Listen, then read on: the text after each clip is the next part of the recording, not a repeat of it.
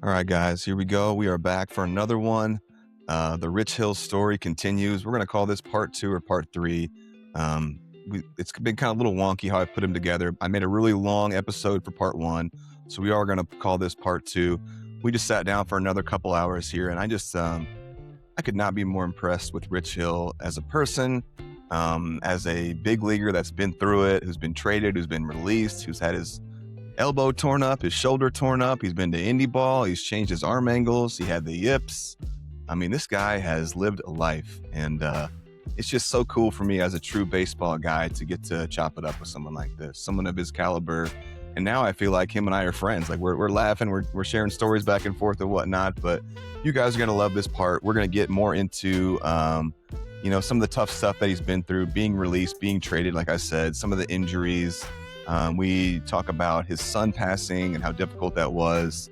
His best year, his worst year in baseball. We go through his pitches, which is one of my favorite things now to do with pitchers, where I'm going to have him, you're going to see it if you listen, obviously, but he talks about his fastball, his curve, what he was thinking. It's so profound. So you guys are going to love this. This is going to be the Rich Hill story, part 3, I guess. So here we go, Dick Mountain. All right, guys, before we get started here, I want to do a special shout out section to all my sponsors. And I'm in somewhat of a unique position here because I do national stories like Rich Hill, but I also do local stories to my community and the pros and college guys that come from here. So I'm going to go through my national sponsors first and why I think you should support them. Go ahead and look up Aero Swing, Aero Bat. Absolutely love this trainer. For 10% off, use code PGS10. Head on over to aerobat.aeroswing.com. Next up would be Birdman Bats. Absolutely love these guys. Their bats are art, hard maple, handcrafted, beautiful bats. Love Birdman Bats. Jack's batting gloves, the best batting gloves in the game. And then finally, Clean Fuego, one of the best throwing tools out there. Locally, let's start off with Washco Strength and Speed. This is Jared Washco, Springfield firefighter, former baseball player himself. Also, Overtime Training Academy. They're two in the same. All the pros and local guys go there. Sam Antonacci, Ben Hartle, both train there. It's the place to be if you're a local, baseball, softball player trying to come up. Body Symmetry. This is Chad Marshik. He also has trained many of the former local pros from the area, but he can also train anyone from your 90-year-old grandma to a teenager. He's awesome with nutrition. I think he's the most well-rounded trainer in the Springfield area. Bank of Springfield, this is, of course, set up through Jason Knadler and the whole arsenal of baseball players that they got over there. Bank Boldly with BOS, love those guys. Sitco Chiropractic, this is the Sitco brothers, Casey and Kyle. Been knowing them my whole life. Really like those guys a lot. Their older brother, Ty, was a big-time baseball player here locally. Go see them for all your chiropractic needs. Love them. Glisten Heating and Air, this is Gibbs Glisten, was a part of that Pleasant Plains, dynasty back in the day. He's got a couple young sons coming up doing their thing. He did my home HVAC system. He did my parents' HVAC system. I love that guy. I think he's amazing. Eric Easley, the realtor, former baseball dude, umpire, all things local baseball, slanging houses, awesome dude. He's been supporting the show since day one. The Office Sports Bar and Grill. This was an amazing entity that I used to go to in my younger days. The whole place is just adorned with all kinds of memorabilia, from the Springfield baseball scene, sports scene. Really cool place to go have a drink with some friends. Milner Dentistry. This is Ty Milner, former SCI baseball player, played at U of I, my dentist, keeps my teeth right. Love that guy. He wears Jordans, swaggiest dentist you'll ever meet. Hammers Radon Mitigation. This is Les Hammers. Former professional football player, played at Jacksonville. Springfield firefighters, one of my best buds. We used to be the Burley Boys. We were a truck tandem team when I was a Springfield firefighter. Next is Cardinal Cleaners. This is Adam Springer, former baseball dude. He's got a couple young sons coming up, and Ty and Bo. Adam played collegiately. Cardinal Cleaning can handle all your cleaning needs, home, residential, commercial, whatever you want. GT Performance Consulting. This is Greg Taylor, and this is like a mental strategy, mental performance entity. Greg played at Springfield High, Forest Park, Louisville, former guest. Love that guy to death. Go see him for any of your sports optimization, mental stuff. Hey, the 6 inches between your ears, what's most important. Safe House, Illinois. This is Dave House. This is the head coach at Lanphier Baseball. We played baseball together coming up. Love that guy to death. Let's see, Hudson Chiropractic. This is Seth Hudson. So this is a former teammate of mine, Murray State great, probably the greatest second baseman in Murray State history. He's now a chiropractor down in the Cape Girardeau area.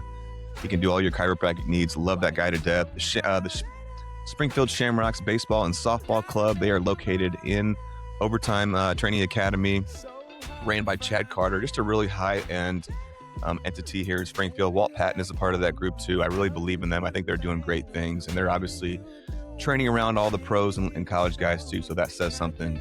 Flow Yoga, this was set up by Brad and Lindsay Sellinger. Brad being a former guest, I'm a big yoga advocate, meditation advocate. This is the best place in town to go do those things. Hurwitz Enterprises, this is the Hurwitz family. I go way back with them. All three of the brothers played collegiately, and they've always supported local sports. So I love those guys to death. Go see them if you need any commercial property entities, things like that. Salvaggio Steel, this was sent up by John Chisholm. Salvaggio Steel has been supporting Springfield sports for as long as I can remember. You see their name on every billboard at every field, it seems like. So thank you for being a part of my movement here. And then finally, the Kaiser family. This is Ryan and Mandy. They are a baseball family. Their whole garage is turned into this like Wrigley Field kind of viewing experience, and they're all into the travel ball scene now. So I really appreciate them for all their help as well. Appreciate y'all. Enjoy the Rich Hill story. Here we go. I'm doing great, man. How about yourself? Good. Good to see you again. How was the tournament? Oh, it was good. It was good. Yep. Yeah, it was a lot of fun. Good competition. Good for the boys to experience some of that heat down in Florida. For sure. Yeah. Your video looks clear today. You doing something different, or we got a different? I just let some more light in. So I got a lot of comments on, hey, are you in your closet? So, no, I'm not in my closet. This is a room. That's great, man. Well, cool. I think the shot was tighter that they were seeing, so they were like, "Why does he look like he's in his closet?" But are you? So we've gotten some. I found a bunch of people that you have to be related to, a bunch of Hill people that are connected to your social media account and whatnot. And they had some funny comments out there like, "Oh, that's like Rich. No one told us that he was even doing this," or you just all of a sudden they're seeing all these clips out there. Are you getting any comments from some friends and family or anything like that, or what are you hearing? Yeah, no, it's been good feedback so far. So I think the number one comment though is that your closet. So we'll take it. I don't know if they've watched or not, but yeah. So it's good. It's been good feedback. Well, cool, man. I appreciate that. If you're good to keep rocking and rolling here, I'd love to open it up with a couple cool clips, and then we'll just kind of riff off that. If you're good. Yeah, that sounds good. Can you hear me all right on this? You sound louder now, but yeah. Oh, I do. Okay, better. Interesting. Yeah, I mean, it connects to my phone, and then when I disconnect my phone, it seems like that's the key. Okay. Alrighty. How about we open it up? This is a funny Michael Barrett story, and this, to what I think it is kind of the story behind the story. So let's see if you just see what you think about this. You ready? Yep, ready. Shall we? Yeah, right. He was pitching when the play at the plate with Brzezinski happened. He was pitching, and it was ball one, ball two, ball three, ball four, and I'm like, oh no, Rich, this is the worst day to do this. Come on, man. Come on, get the ball over the plate. Ball five, ball six, ball seven, ball eight. I'm like, no, not today, Rich. You can't do this today. Yeah, ball 9, ball 10, ball 11, ball 12. We walked the bases loaded on 12 straight pitches. I was like, no pitcher. And he's still in the game. Yeah. But that's a credit to how good he was. Right. Nobody lost confidence in his ability to go from that to striking the next three guys out in a row. Yeah. So that's why he stayed in there. Ball 13. And then he throws them all in. And Brian, he hit one, the fly ball that started the whole thing. So really, the reason AJ Brzezinski got one from you is Rich Hill's fault. That's what we're saying. It's all Rich Hill's fault. He walked the bases loaded on 12 straight pitches. The story behind the story, man. That's awesome. I mean, one of the most iconic punches in baseball history. Everyone knows it. Everyone's seen it. The picture out there is amazing. Do you remember this experience? Do you remember this as it happened? Do you have any thoughts? Yeah, I mean, making the pit, whatever, walking the guys, and Yep. then being out there so young, and in baseball, terms, I think, as far as experience wise, being in that environment, and just yeah, making that pitch, and then line drive to left field to Matt Merton. Matt Merton threw it in, and play at the plate happened. I turned around to go get the ball, and the whole dugout was coming at me, and I didn't really see what had happened. Right. So, Yeah. and then kind of ironically, AJ was the guy who pulled me out of the pile. And Really? I had no idea what had transpired until Yeah. afterwards, and then I'm out there just trying to figure out how to throw strikes. Yeah, so that was a wild moment, but, it was so young in my career Right. in baseball, in the major leagues, and one of those, I don't know if it's coming of age or what it was, but it was just seeing the other, side of it that we don't see a lot of even today. So, Yeah. um, it was an interesting moment. Oh yeah, I'm sure, man. He's gonna eventually come on and be a guest, and I can't wait to have him on and talk about his journey through baseball too. But Yeah. kind of where we left off at, I want to hear about this that 2005 Cubs team. That staff was just crazy. I look at the names, I'm Pryor, Wood, Maddox, Zambrano, Dempster. Mhm. Anything about any of those guys or stories or anything that you'd like to jump on with any of those that might jump out, anything like that? Uh, I think just the way, again, I always go back to the way they went about their business, the way they handled themselves. All the way, Kerry Wood coming up and having a lot of success early in his career, and Yeah, then dealing with, the bane of the athlete, which is injuries, and yeah, and having to go through those. And the same with Mark at the same time. He was came up really quick and had a ton of success. And seeing how he went about his business, how detailed he was with his routine, and little by little, all these kind of examples started to sink in for me. yeah. Um, you know over time, it took me another 6 years to kind of let all this sink in, Mhm. to see those examples of Maddox, and how where he was in his career at the end of his career, with a few years left to play, but with all that experience that he had gained and all the knowledge that he had gained, to be able to go out there and have this Rolodex of recall, Yeah. and understand what worked and what the game was telling you, how to play the game when the game is telling you what to throw, where to go with the ball. Simple things that it translated, for me, again, much later in my career. But Mhm. those were examples of just the intensity of Carlos Zambrano when he would go out there. I loved it. I Yeah. you know carried some of that, I think, from him, the calm composure of Greg Maddux, and the understanding of how to execute a pitch, and how important it was to execute your fastball, and how important location is over velocity.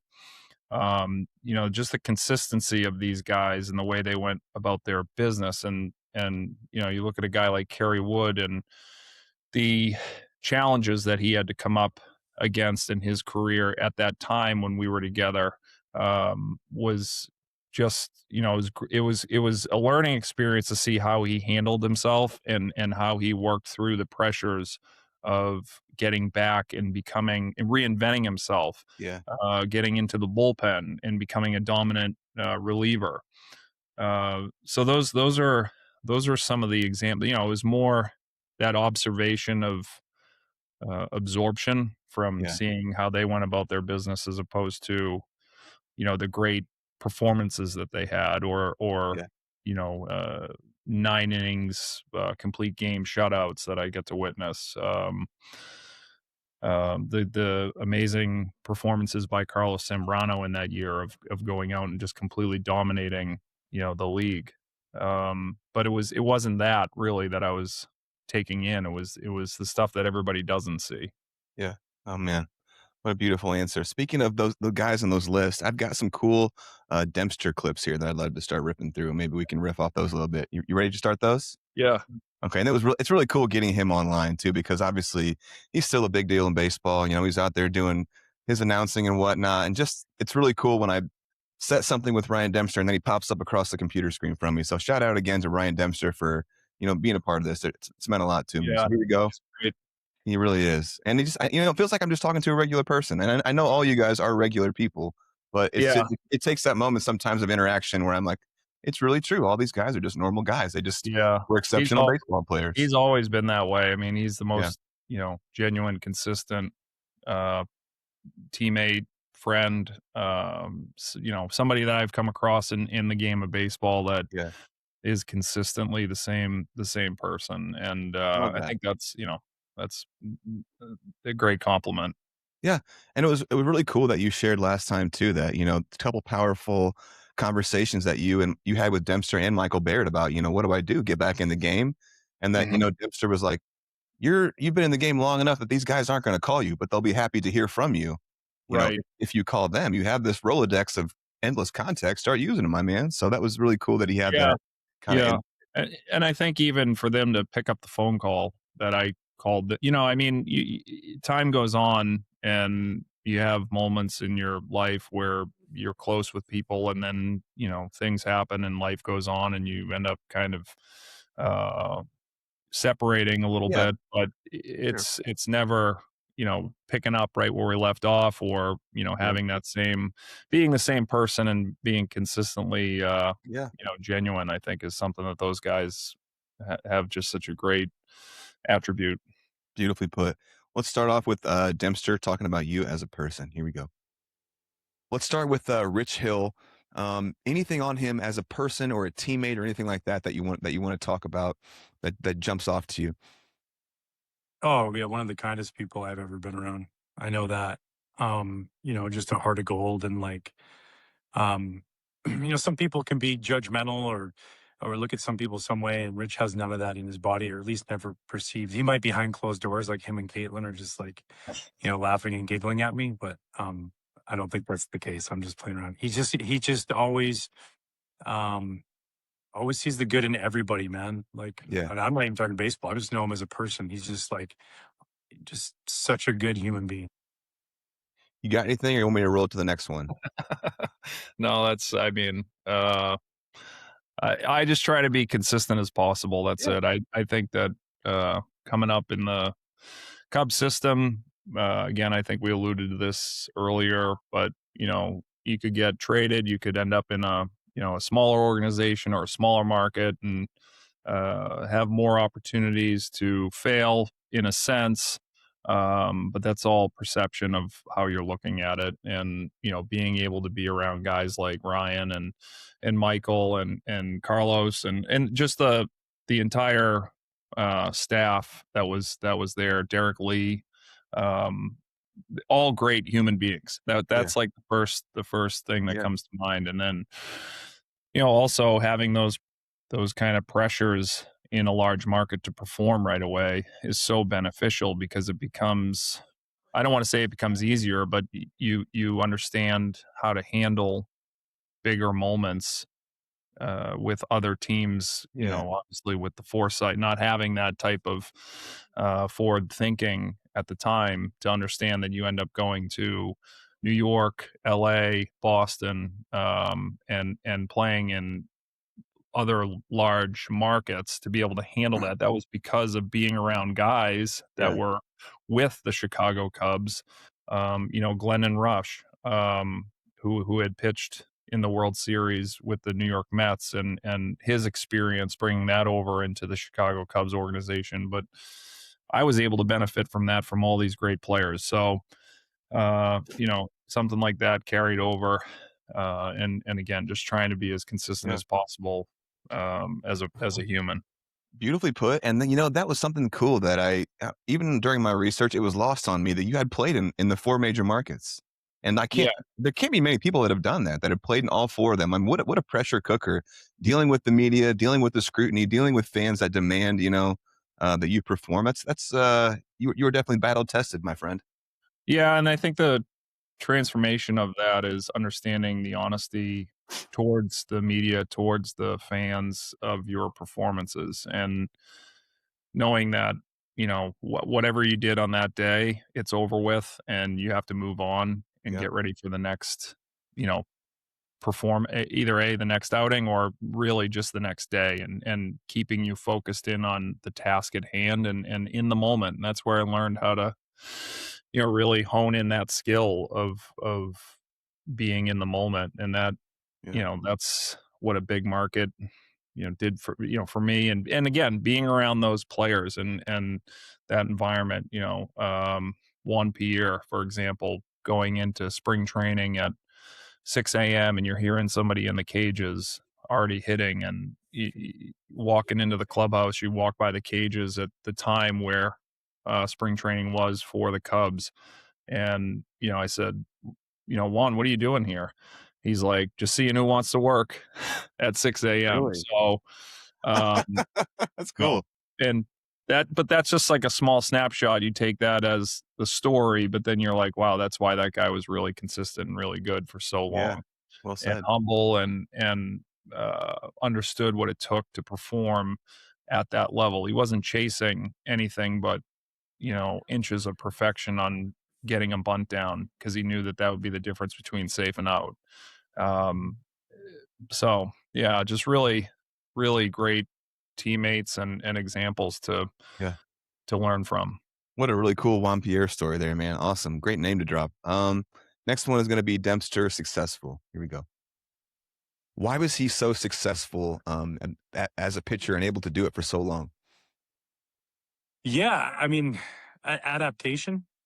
I think to do anything for a long time, you have to adapt. I think we're seeing that Yeah. in life at its finest right now with AI and technology and what we have. If you Yeah.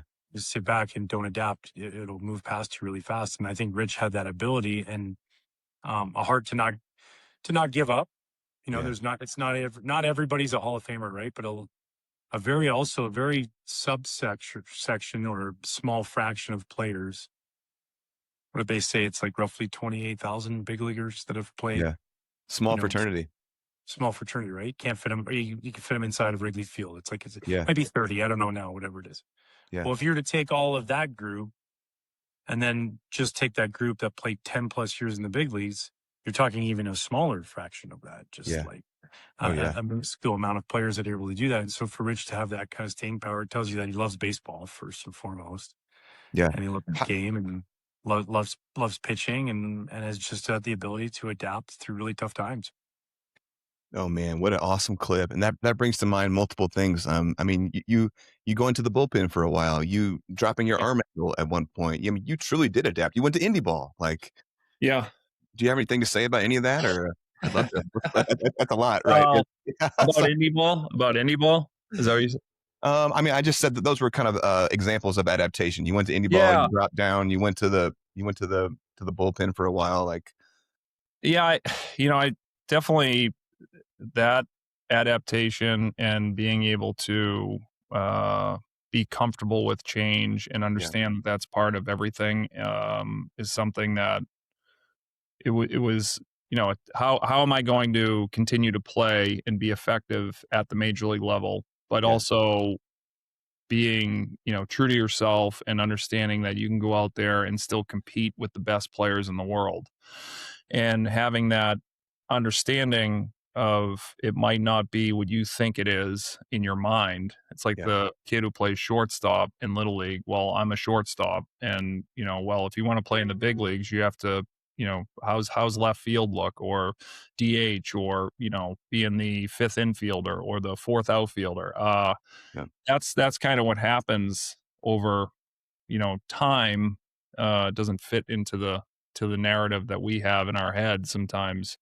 And that's the one thing, when you stop chasing acceptance and looking for approval from everybody, you really can start to dive into, your ability Mhm. to be the best that you can be. Yeah. And doing that puts you in that moment every single day, every single time you play catch, every single time you have a conversation, every single time you throw a bullpen, and then that just translates over into the game. And for me, that was just in 2009 having shoulder surgery and then coming back in 2010 Was that when you wasn't had to quite. drop down? Yeah, in 2010 I did. There was a guy that I was playing with, Rich Rundles, who was in Memphis, and he was a left-handed reliever who threw sidearm, and I had been starting in Memphis, and they had moved me to the bullpen because there was another guy coming up from Double A, a prospect who was going to start. And I thought to myself, like, well, if I'm going to move to the bullpen, I got to kind of make something happen here because my throwing over the top still didn't feel great. It still, felt burning sensation in my shoulder. But when I dropped down, I didn't feel anything. Yeah. So, I was talking with Rich, and he was giving me some kind of tips, and I had done it before, not exclusively, but out of when I was starting, I would drop down, as I said before, against some of the bigger hitters in the NL. Ken Griffey Jr., for example, Adam Dunn, these guys that were big left-handed bats, and to give them a different look with a sweeping breaking ball. Yeah. And going into the bullpen in Memphis, I thought that would be, something as an option. So I started doing it and started to find some success. But it's still, How low was it, would you say? I would say it was a true sidearm, Yeah. Sidearm slot. And, figuring out now that we know a little bit more with pitch design and pitch grips and everything, I think that so I'm thankful that I did that, and I'm also thankful that I stopped doing it as well, and thankful that I had the opportunity to get back and get into starting again. But I definitely agree with Ryan with everything that he said as far as love of the game and the competing and that type of, I don't know if you want to call it juice or action that you get when you go out there to perform, but to compete, to really compete, and learning that from an early age growing up, whether that be watching my brothers play or learning it from, my parents, and then carrying those little pieces into, pitching, Mhm. Certainly kind of developed and created more of a love to go out there and perform. But that was something that, again, a touch of survival too, Sure, because yeah. it was like, we're not going to have you as a starter. Didn't really quite understand the uh, being released or having an out in your contract and actually taking an out in your contract, which I did later that year.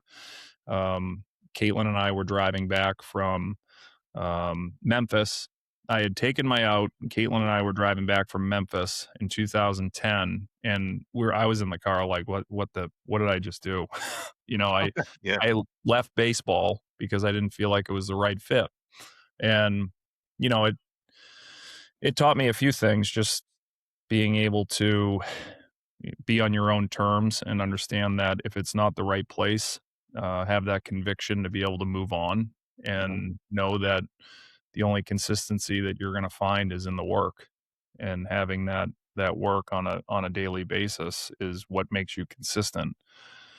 And I think that the journey was so long, and fortunate that I played for so many years, that was a 5-year period where I was able to learn the other side of pitching at the Mhm. major league level, from coming out of the bullpen and understanding how rigorous that is, and Yeah. gaining a huge appreciation for the guys that do that. And being able to do it for 5 years, uh, again, taught me a lot about the pitchability and the understanding of a using different arm angles, Yeah.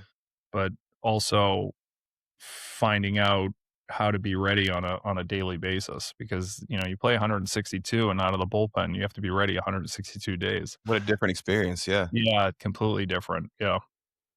Oh, man, that's fascinating stuff. Tell me about then, or actually, let's go to another Dempster clip. That was so amazing, man. let's go to you. Let's talk about his Uncle Charlie time. Here we go. Do you have any thoughts on his old Uncle Charlie? I mean, he was known for that. He could snap it off. That thing was wicked. You got any thoughts there? Yeah, those are just generational.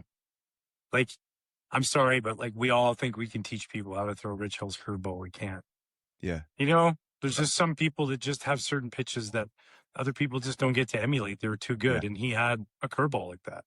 Yeah. He has a curveball like that. But he now he's older, you know. He's if he's pitched in the men's league, which I'm guessing he's gonna keep going, and he probably will one of these days, that'll be the Uncle Charlie that's reminiscent. Guys can feel what it's like to face it. But the true Rich Hill, you know, breaking ball in his prime was untouchable. Yeah. The guys couldn't hit it. The best hitters in Major League Baseball, the best hitters that played in the game. Yeah. Guys like Albert Pujols and Jim Edmonds when you play the Cardinals, and Yeah. you know, those guys couldn't sniff it. And it Yeah. was unreal to watch him, you know, just dominate big league hitters, especially as a young kid. Absolutely beautiful. I couldn't agree more. You got anything, brother?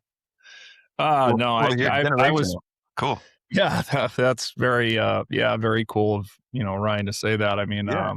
I think being able to have the ability to spin the baseball, I found I would say at a young age, it was like 16 years old, you know, working with my brother Lloyd, and then working with a couple other guys in the area that you know, gave me a little bit early on proficiency of how to spin the baseball correctly, but also just the innate ability to be able to do it. Yeah.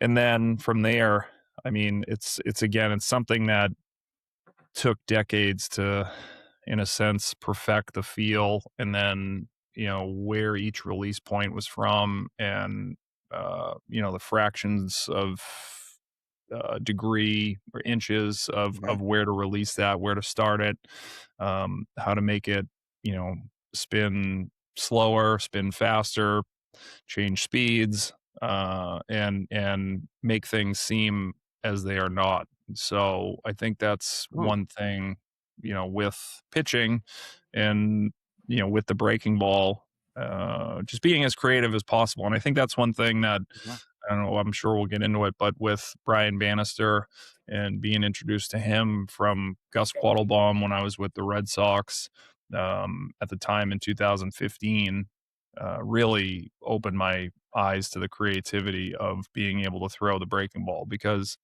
when I was coming up, you know, the Cubs, you know, obviously saw the ability that I could bring to the table, but I don't think that they saw that, you know, 2 pitches would be enough to be able to compete at the major league level for a long time. And that's, you know, something that, again, transpired even more when I got to Boston.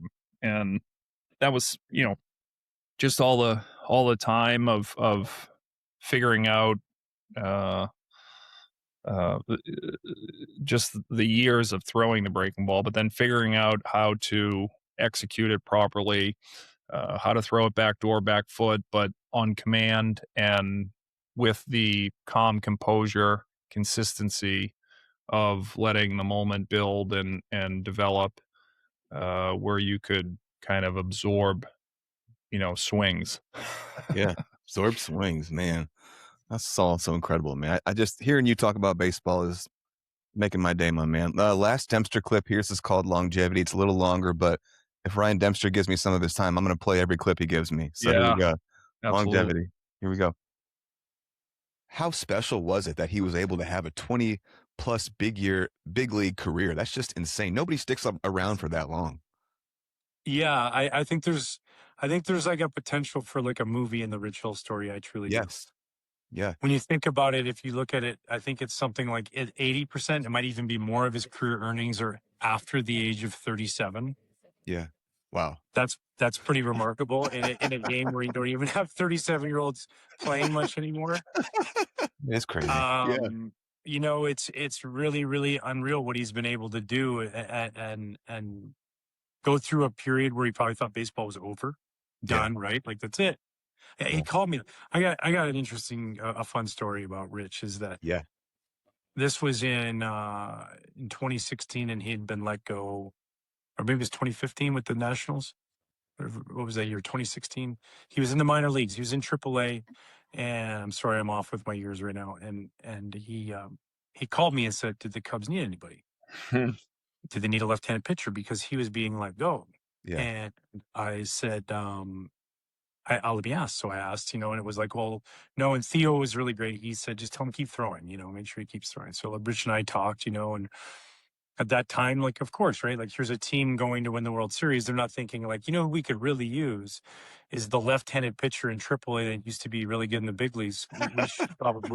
We should probably get him. He's going to be the reason we go to the World Series, right? So, and so that opportunity wasn't there. But to Rich's credit, like I talked to him on the phone, and I just said, just keep throwing. And he's like, yeah, I'll just keep pitching. And he pitched his high school team, and he made his way back, and then he said, I'm going to go start for the Long Island. Was it Long Island? Yeah, the Long Island Ducks.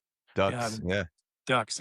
And I said, awesome, dude, right on, cool, like good for you. Because like I always saw him as a starting pitcher. I just thought that you don't see too many lefties like that. I mean, that can neutralize a lineup,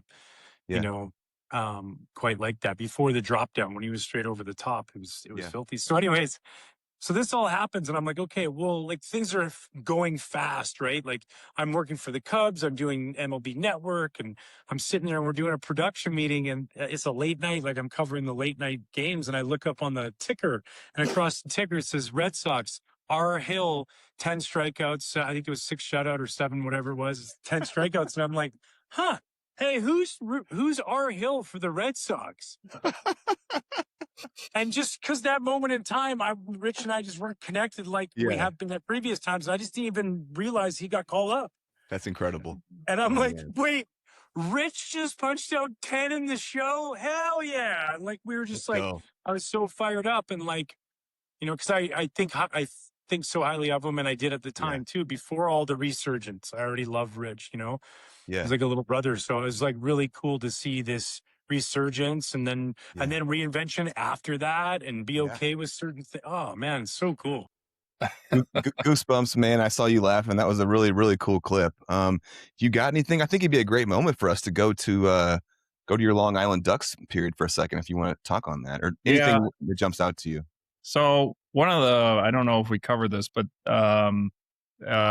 we had bought a house in the town we're living in now, and Mike Hazing, who was at the time the general manager for the Red Sox, was across the street at a little league park. And it was Mike, it was his son, and it was his son's teammate. And when I tell you that this little league park, I think, where it is in town, people in town have trouble finding where it is. That's how remote it is in a sense.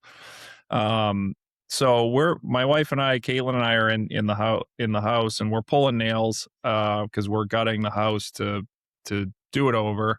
And I look out the window and I see Mike across the street, and I'm like, what the hell? Why is Mike Hazing across the street here in Milton, at a remote little league park? And so I go outside, and I was like, I got to go over and say hello.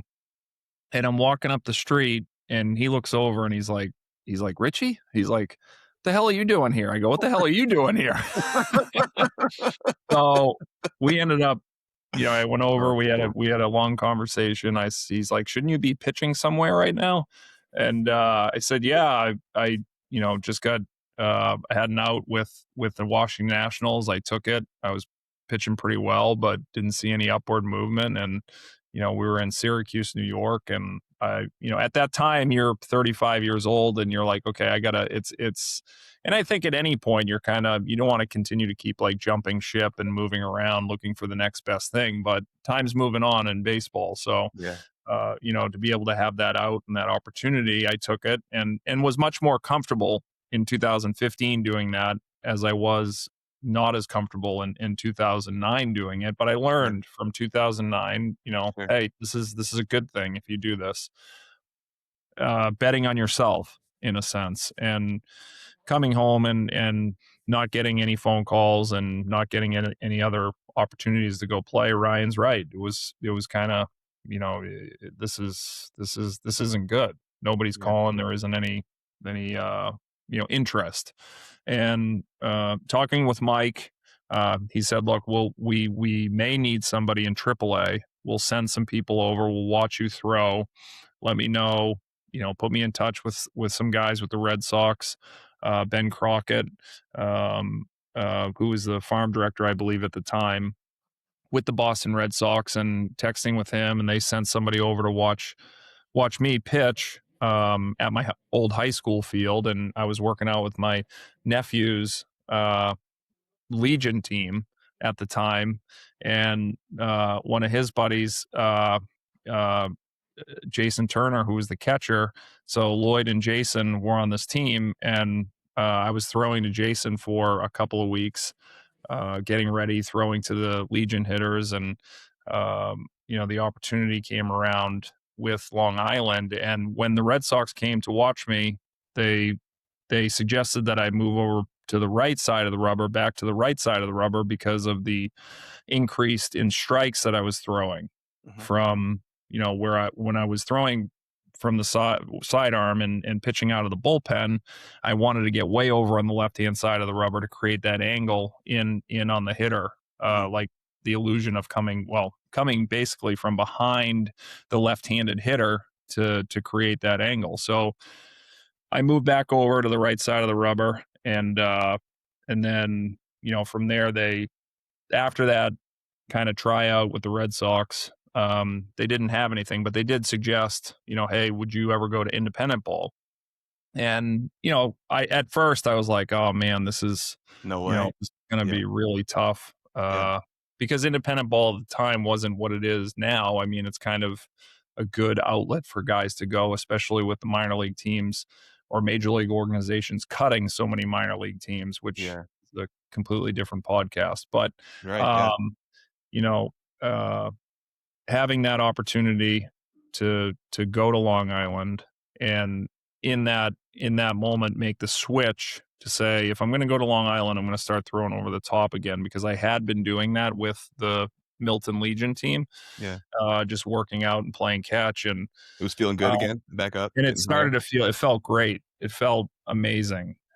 So good that I threw one bullpen at about 75 or 80 pitches. I woke up the next morning and I felt so good. I said, let's do it again. So we threw another 80 pitch bullpen the next day.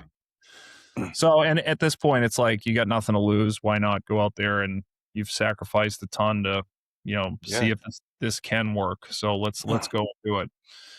But in that time, I called Ryan, and that's how great these guys are. I mean, I called Ryan, and asked him for some suggestions, and he's right. He said, call everybody that in your phone book, and exhaust all your all your contacts. Everybody would love to help. That's what everybody's here for. And that's not really in my nature to reach out and say, hey, I am looking for a job. Can you help me out?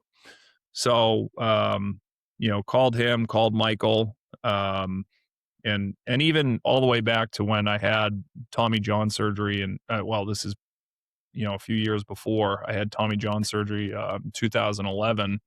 I called Kerry Wood, because I knew that he had it, and wanted to get calling guys for some advice, and he gave me great insight on where to go, and go to the Andrews, go down to see Dr. Andrews and have it performed by him. There's nobody better. So just, again, that's just an example of these guys picking up the phone or calling old teammates back, and being there for each other. So, that's, I guess, a roundabout way how that came about to go to Long Island. But in turn, going to Long Island opened up, a ton of doors for me, because it proved that, okay, he's back, he can start, he's throwing the ball really effectively.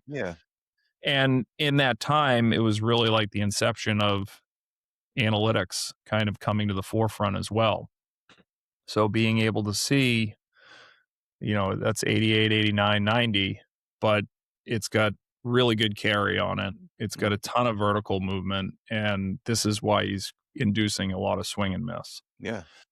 So in that sense, I was a huge beneficiary of analytics, because teams could use that to back up what they were, what the numbers were showing Sure. them, Yeah. in strikeouts or swing and miss. I think it also says a lot about you too, that how much you love the game and how much you're willing to, grind and scrap a little bit, go to indie ball, and that you're trying to get back, even though after you had a long big league career too. So that probably boded well for you. What was that experience like though, actually being in indie ball and like It living was the grind of indie ball life? And, I mean, it's the upper echelon of indie ball, but it's still indie ball. Well, it was great because it was every guy that was there truly loved the game, and it Right. reignited that love for the game. Yeah. Showing up, Kevin Baez, who was our manager, was basically like, guys, be ready by game time. Come out here and make sure you get your stuff done on your own. You guys Everything are was on men. Yeah. your own. Right. And, some guys would show up at 6:30, games at 7. Some guys would show up at 3. And, Yeah. but, getting there and understanding that, I'm sure it's much more, put together now, but with the weight room, it was just kind of a hodgepodge of weights and mismatched dumbbells, and you didn't really have the luxuries of Right. a major league clubhouse or the Yeah. luxuries of a minor league clubhouse for that matter. But it was great because it just proved that you don't need much to get the work done. Right. You don't really need anything. You just need yourself to show up and figure out, how can I get a lower body workout in? How can I get an upper body workout in? Yeah. How can I, figure out my running program or what my throwing routine is going to be? And all these things are, kind of put on a platter for you as you're coming up through the minor leagues. And then when you get to the big leagues, there's a lot of hand holding. So I think that getting there, again, the other side of it too is that this was already in the works, years prior. When I was with the New York Yankees, September had come around, and I was. They said, "Hey, Rich, we're gonna let you go." It was the end of August because they had September call-ups coming up, and I had thrown the ball pretty well with the Yankees. Not a ton of outings out of the bullpen, but good. I didn't give up maybe 1 or 2 runs through the innings that I was pitching, and got sent home. I wasn't happy about it, but I continued to keep throwing. We were living in South Boston at the time, and I found this was go home on a Thursday. The team went to Toronto that Thursday. They played Thursday, or they played Friday, Saturday, Sunday. They come back Monday. I'm not 100% sure on the days, but anyway, they go to Toronto. I go home. I'm not happy about it. I continue to keep throwing because I'm like, there's something. It's just kind of been ingrained in me to continue to keep working. Mhm. So I found a warehouse and made a strike zone out of with a rock. I literally took a rock and made a strike zone on the side, and I just threw for 3 days in a row. And then Sunday, I got a phone call and said, "Hey, what are you doing? We need you in New York. We're playing, we're going to call you back up. You're going to be with us for the rest of September." I came in and I faced Brock Holt and David Ortiz, and I don't know what order, but I think it was a ground ball to second base and a strikeout. But it's not so much the point of the outcome. It's just staying ready and making sure that you are always, when that opportunity comes around, don't leave any stone unturned to be able to receive that phone call and be 100%, convicted to go out there and compete. But that, again, that had happened, all these little things that kind of come together are consistently because of the work. I've used plenty of brick walls to play catch. That's awesome. Yeah, old school, man. Even one time, wherever I was at the side of a school, and somebody was walking by, and I was probably 200 feet out, and the guy's like, "Man, that's a long throw." He's like, "You mind if I throw? You mind if I throw one?" And I'm like, "I don't think this is a good idea, but sure, go ahead." And the guy wound up and he threw the ball off the, I don't think it quite got to the wall, but he was like, I hope his shoulder's okay to this day. That's So, awesome. but all that just again, going back to Long Island, I think the most motivating factor was that the bathroom was a David Seeds bucket. The walking up the tunnel, and in between innings, I asked, where's the bathroom? I gotta go to the bathroom. And the trainer was like, oh, it's up the ramp. It's on the right. You'll see it. It's a bucket. I said, I gotta pitch well and make some things happen. So fortunately it did, but I'm forever grateful to the Long Island Ducks for giving me that opportunity. It's so great that organization is there and that league is there to give guys that, and again, it's there as a vehicle. It's what the player is going to put into it. Because you're not just going there to play baseball. You're going there to find out about yourself. You're going to find out about your work ethic, to see how much you want to continue to improve. Yeah.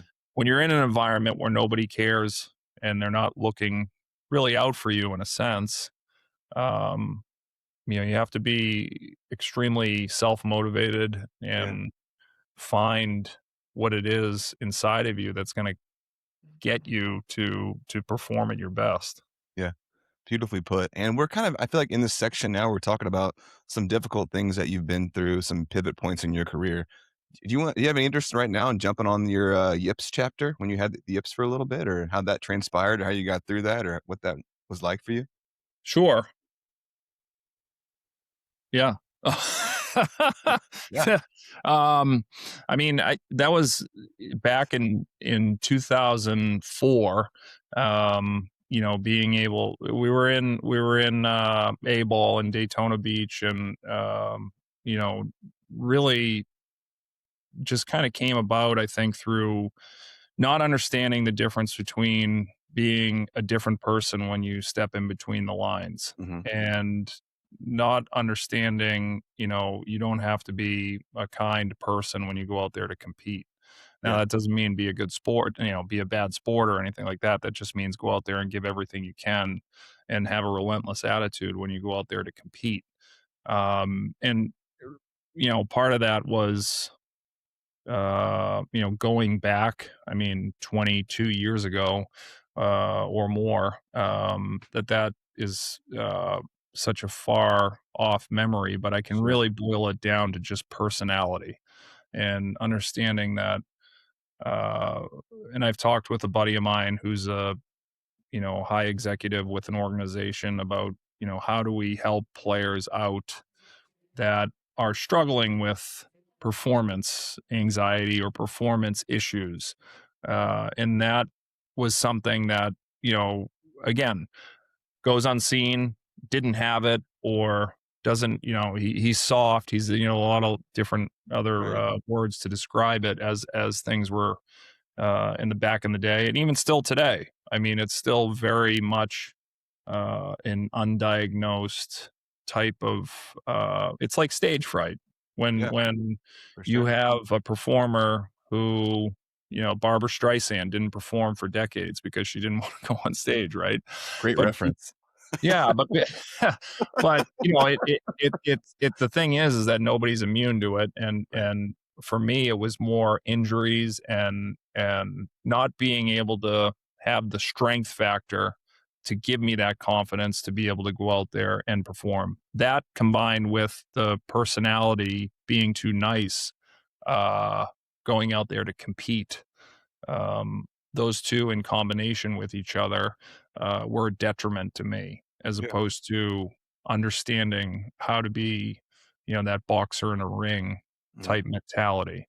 And having that, years later, and gaining that took a lot of work. It took a lot of mental skills work. And, we had mentioned earlier about Bob Tewksbury and how integral he was in opening up that side of the game to me. But, also certain books that I read and did some of this work on my own to be able to get to that point, in conjunction with talking with other sports psychologist Harvey Dorfman, who is incredibly integral as well. But at the same time, when you're talking to some of the foremost experts in this field, how do you boil it down to somebody who has no experience on that side of the game whatsoever? And it's really the foundational side of it is so important, and being able to, before you can actually start building the house. And for me, it took me, a while to understand that, where I felt like I got a hold of it and then, lost it. And because of lack of keeping up with certain exercises, or just Mhm. like going in the gym, like you stop going in the gym, atrophy sets in. You don't use it, you lose it. Yep. And, having great pitching coaches like Alan Dunn, Yeah. who reinforce the consistency of the work ethic every single day, um, in the next year in 2005, got me through, a lot of going from 2004 into that 2005 season was a huge transformation, because I went into spring training and everybody was like, wow, what changed? What was the difference? And I started talking to him about meditation and breathing and affirmations and positive affirmations, but it Yeah. all kind of came together in building this consistency on work ethic and routine, and understanding uh, that every time you go out there, it could be your last time to pitch. Yeah. But with all that said, that all kind of fizzled away in 2008. I had a good season in 2007. Thought I had it all kind of figured out, and went into the off season with not the best. I was doing what I thought was best at the time as far as working out and consistency in the gym, but it wasn't as precise as it was, really 8 years later, 7 years later. Mhm. Or I shouldn't say 7 years later. It was really like a year later when I went to Mike Boyles and worked with Mike and John Paloff, who got me into a massively comprehensive workout program, which led to, more conviction and more confidence, because you're putting on the weight, the strength to be able to maintain mechanics for an 80 pitch bullpen in, down the road. So those are again, a lot of things that kind of came into that were more expectations before you Okay. even go out to pitch. Sure. And, I think that you're not really at peace with yourself about how you're going about your work, because you're looking for everybody else's approval. Yeah. And I think that that's something that, you know, uh, you, you're trying to find yourself, as opposed to when you do find that peace and you understand that you are on the right path and you are putting in that time and the effort and the work. Yeah. It's going to show itself. Beautifully put, man. God, I just every answer, dude. You're on it. I imagine you got a ball somewhere close to you, or you could find a ball. I did. I can let's see, we'll grab one out of here. Grab another World Series ball. How's that? That's so amazing. The World Series that was in 2017. Yeah. So I love asking. I ask all pitchers this. I'd love for you to take us through your pitch grips and kind of your pitches and how they've kind of evolved over the years, or any just pressure points, how you thought about releasing anything interesting that would be cool for a podcast. Yeah, so I think, we have four seam fastball grip here. And it would move for me sometimes to, on the smaller part of the seam here. Sometimes I move my fingers way over and get Oh, my really? middle finger right in the middle of the seam, because when I was if I was coming off a little bit, you know, uh middle finger dominant, Yeah. which I always was, Uh-huh. it lead to a slight cut in the Oh, baseball. yeah. Not like a true getting the So now rotation. when I come over here and I put this was if I was having a little bit of issues cutting the baseball, That's and fascinating. which I did at the time, where I was having some issues throwing, where that was one of the things. I'd get here, and I think it was really to do with my shoulder strength, where I didn't have the shoulder strength, and I'd come here and I'd cut it just a hair, just a Yeah. little bit, and then it would come off my fingertips and kind of, just kind of ride across the zone and hoping for strikes. But when all that was figured out, then I could really get behind the baseball and Yeah. understand, getting my fingertips on top and being able to pull down Hmm. way out in front though, and understand how to accelerate that fastball.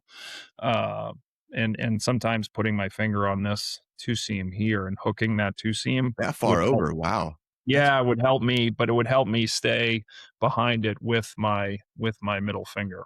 that feels wild. Me putting that in my hand. Yeah, yeah, and Man. then, I always was a guy who had space in between my Okay. index finger and my middle finger. I Yeah. never felt comfortable putting my fingers together, Yeah. and, a lot of that was just the uncomfortable part of, again, cutting the baseball, Hmm.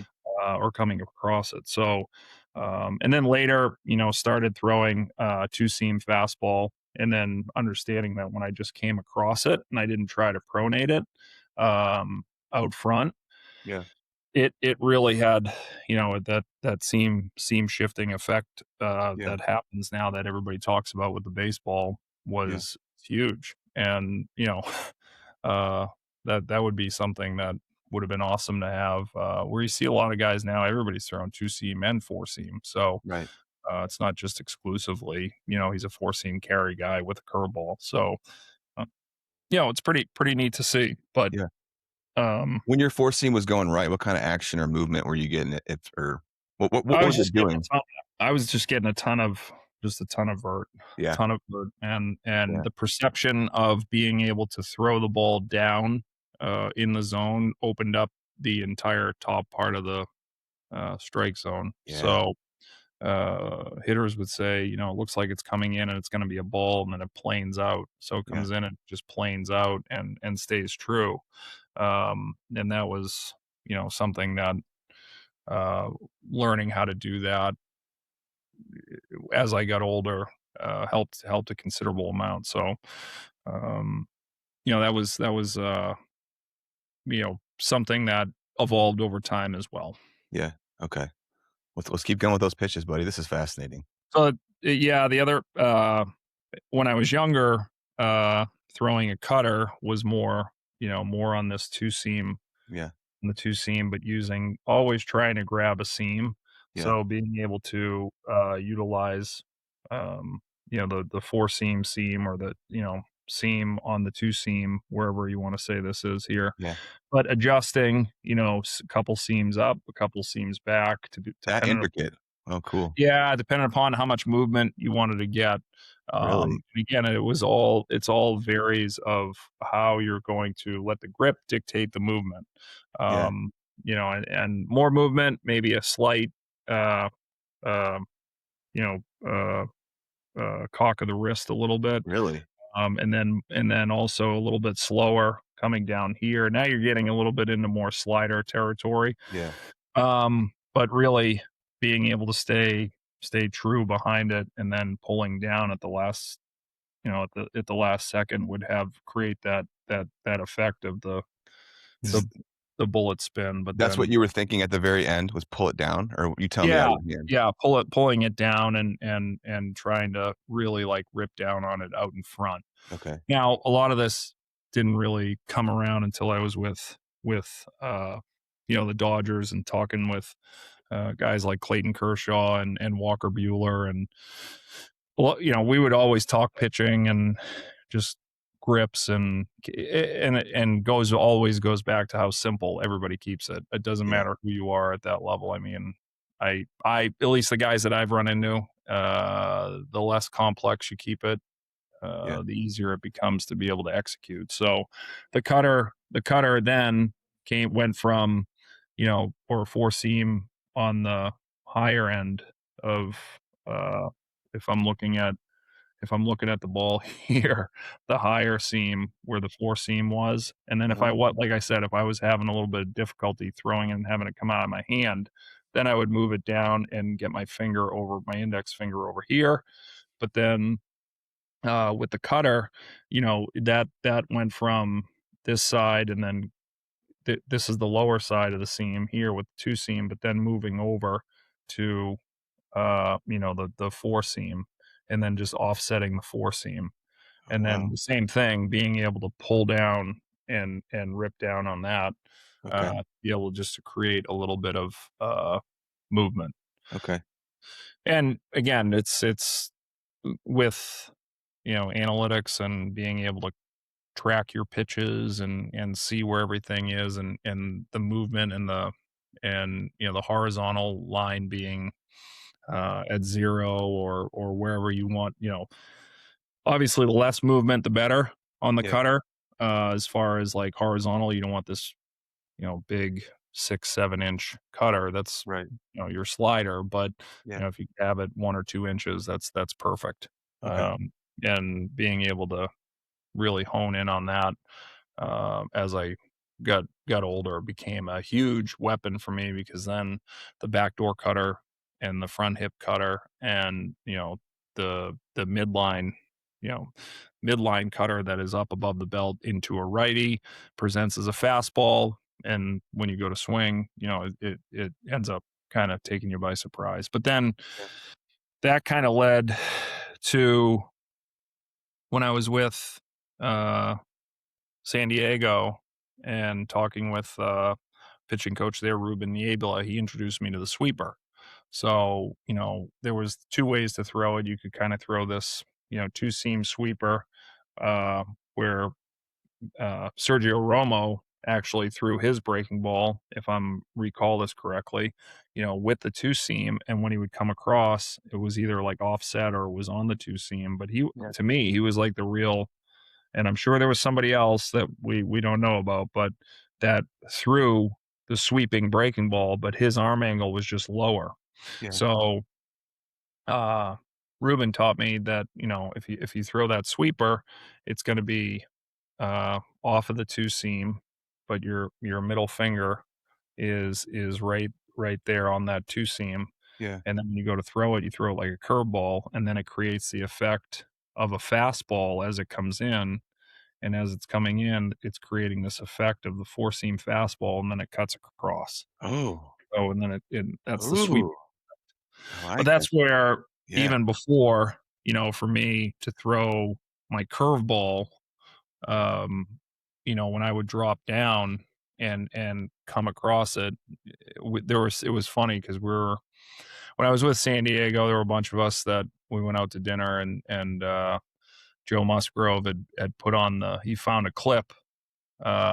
He's like, "I'll put on some, highlights of Rich or whatever." And the announcer said, "Wow, that looks like, I'd call that a sweeper." And this is back in 2007. And, they were all going crazy. Like, "You invented the sweeper." I was like, "No, I didn't invent the sweeper." But the curveball was really like, something that for me kind of, came around and evolved over time, because I would throw it with the going into the horseshoe.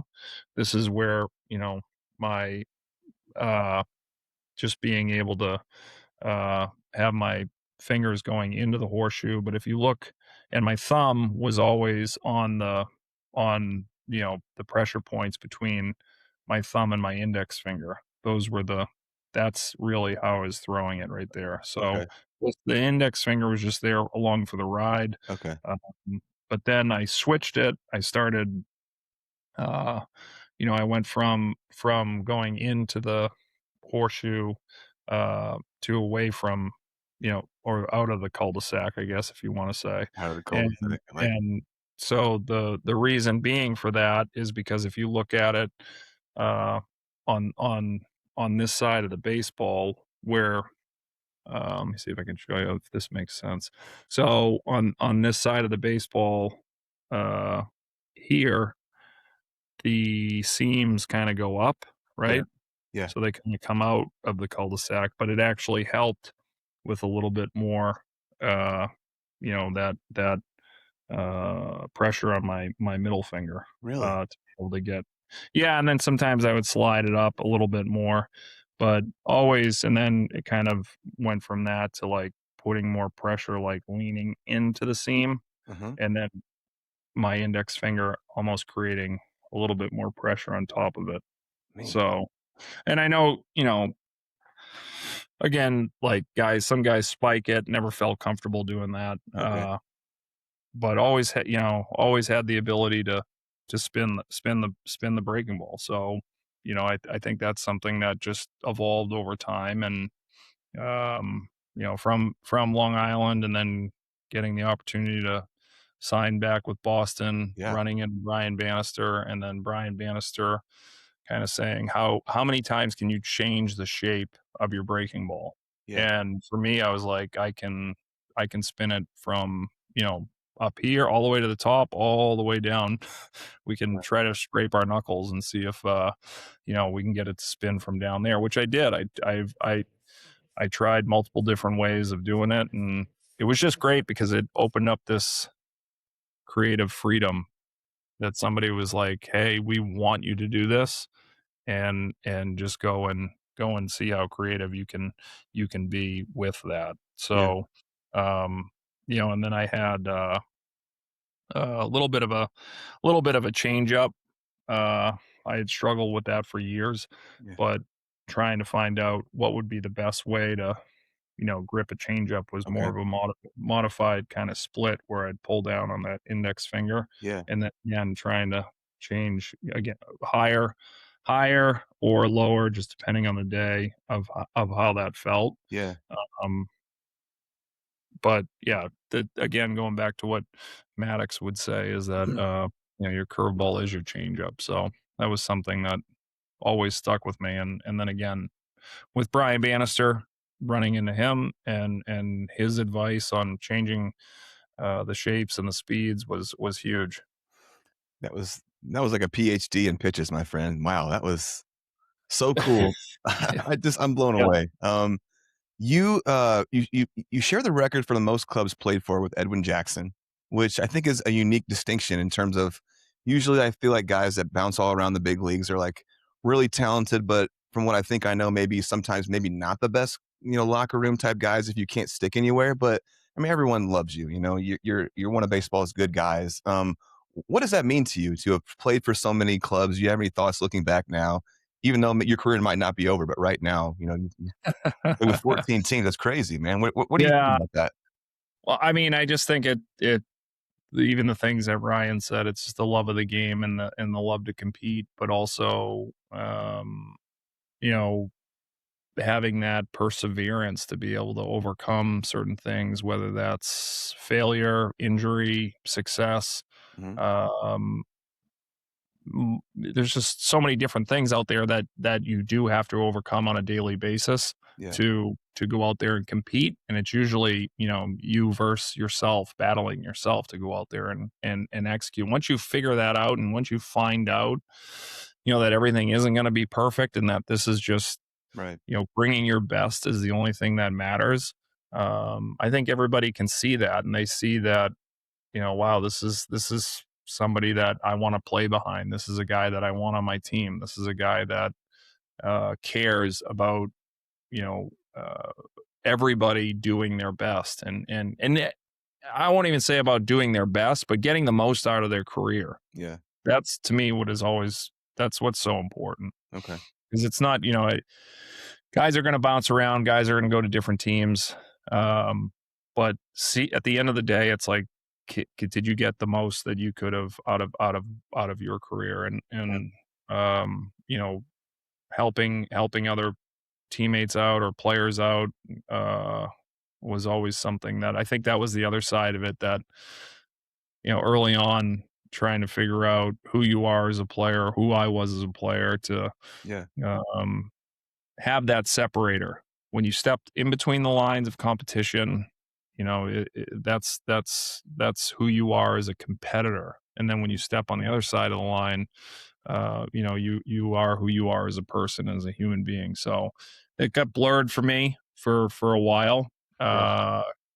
Being too nice and then not, competitive enough, and then figuring it out and finding it and understanding that uh, taking uh, that aggressive mindset and taking the opportunities and jumping at them to go out there and say, this is an opportunity to learn. This is an opportunity to thrive uh, and be uncomfortable most times, Mhm. which a lot of people don't see. And that's the other side of it is that, sometimes you're too much, sometimes you're not enough. And again, chasing acceptance and trying to figure out how you're going to find out that, people are going to have their own narrative and put you in their story of how they see fit. Yeah. And they don't see the struggles, they don't see the sacrifices. And I think that's one thing that, coming to understand your routine and my ability to be able to be consistent with that led into consistent outings. Yeah, man. Unreal. Of those organizations that you were a part of, were there any ones that you felt really got it right and that you really enjoyed, being in that organization? A few of those, or I mean, the Dodgers, Yeah. they do. I First class. can't really. Yeah, it's tough because I mean, I don't want to say that they're light years ahead of every other organization, because every other organization is that close, but they do a lot of the little things absolutely correct. And I think when you look at their success, everybody wants to point out the players, and which is absolutely 100% true. But even though you have, a roster of the best players in the world, they, will continuously need the same support system, the same kind of push, the same drive, the same motivations as the guy who's just coming up. So, even though you see some of the best players in the world, again, that they need that, constant kind of environment to go out there and perform on the field. And what I mean by that is strength and conditioning, training room, food, coaching, mental skills. There is not one stone that's unturned over there. Yeah. And nothing kind of goes overlooked. Boston does a great job at that. And trying to think of a lot of the teams do a really good job at it. Yeah. It's just when you think of, when you ask that question, you think of, if I have to pick one team, LA goes above and beyond. Yeah. And they're not afraid to make that investment in the Yeah. players because they know that investment, is profitable in terms of, Sure. of they're putting out on the field. And that's I get it from the ownership side. That's what they're trying to do at the end of the day, is provide the best product possible for the fans' experience. And to do that, they want their guys to be healthy and to be at their best. And that also, from that, translates to who we bring into the clubhouse and what type of atmosphere are we creating to have these guys extend themselves past the baseball field. And that goes into, day games, into cookouts, that goes into day offs, into hanging out together, to bringing families together. So the translation isn't just, show up to the field and do your job. We're providing everything you need here.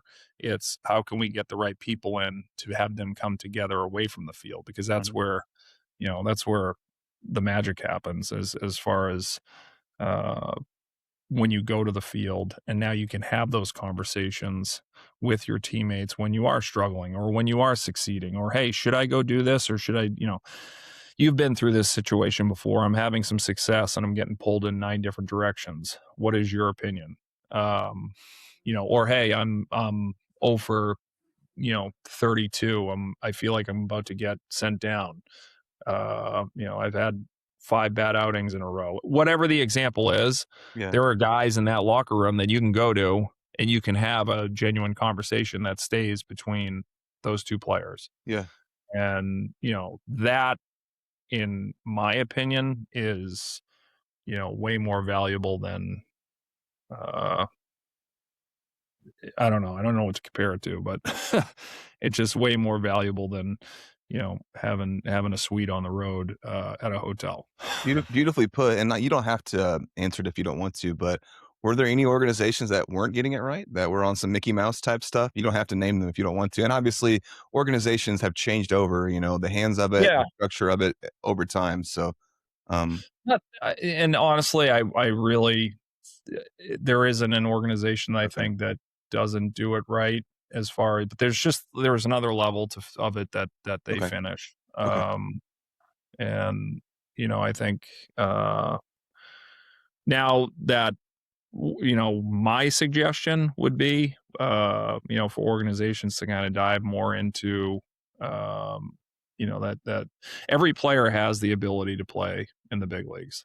It's the separator of understanding and how to unlock that conviction to go out there and be as consistent as possible. So when you have 26 guys, they're all in different points of their career. You have your free agent signs, you have your 0 to 3 guys, and then you have your 3 to 6 guys. In terms of whether you want to put that in monetary value or time in the big leagues value, and to be able to understand where to meet those players at,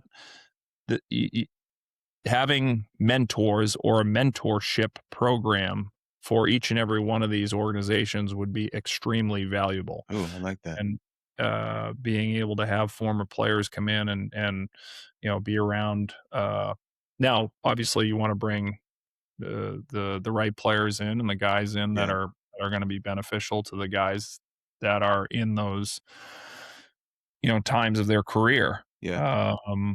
But that's the one thing that I think every team could benefit from. More mentorship, more just like high end or high quality character former pro guys, being around, sharing their experiences, being able to the young guys being able to lean on them and talk to them about what they're going through and stuff like that. Yeah, and absolutely, and just understanding that like they've sacrificed so much to be there, and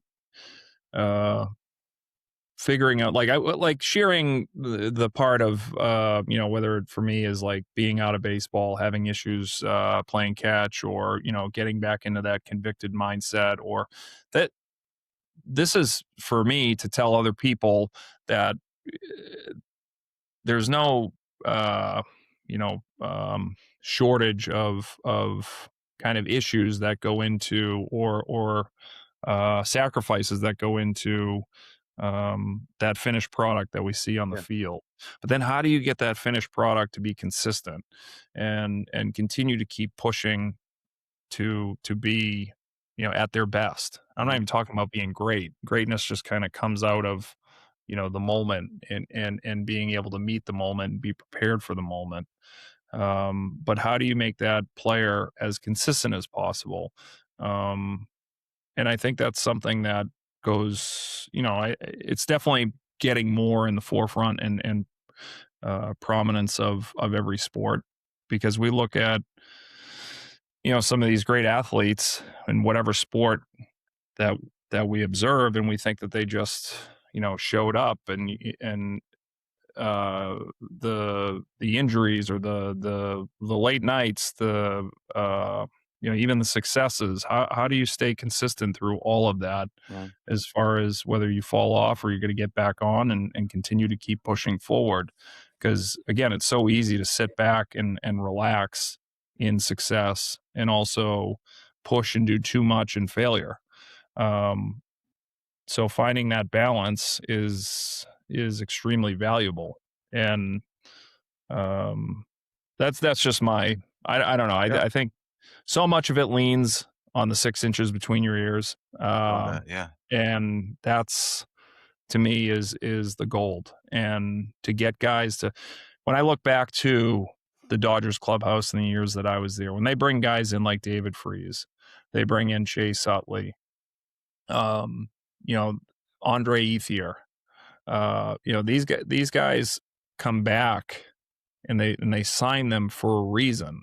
They didn't sign them to hit, David Freese to hit, fifth in the lineup.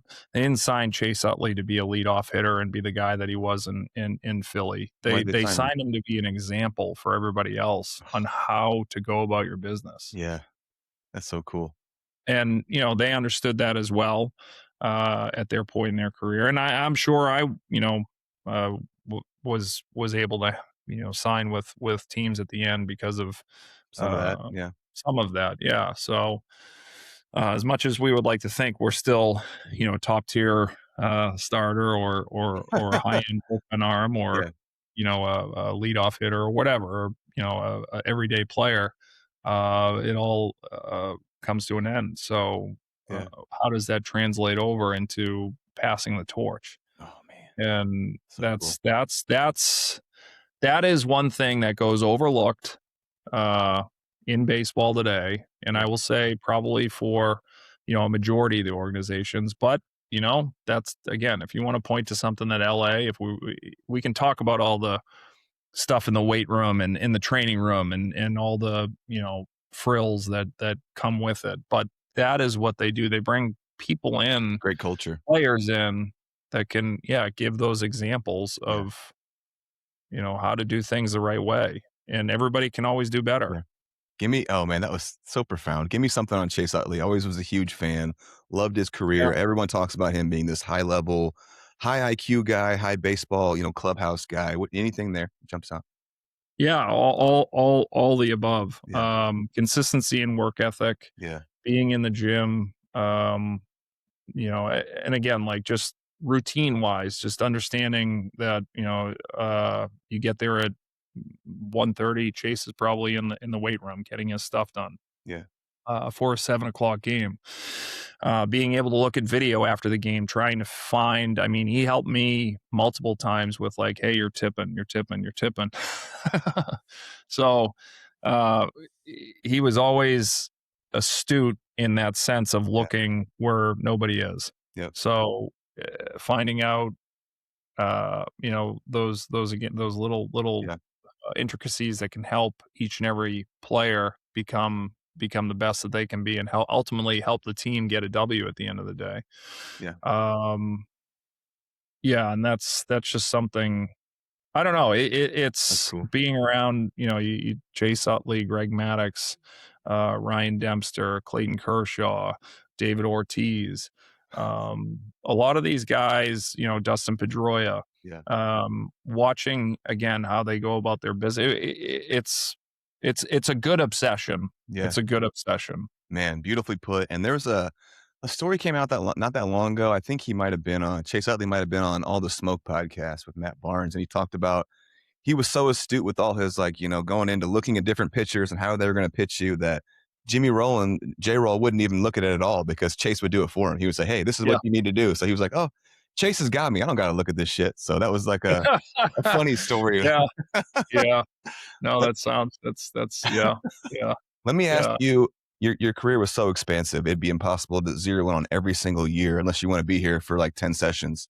But what was your favorite and what was your least favorite year in the game? And then let's expound on that a little bit.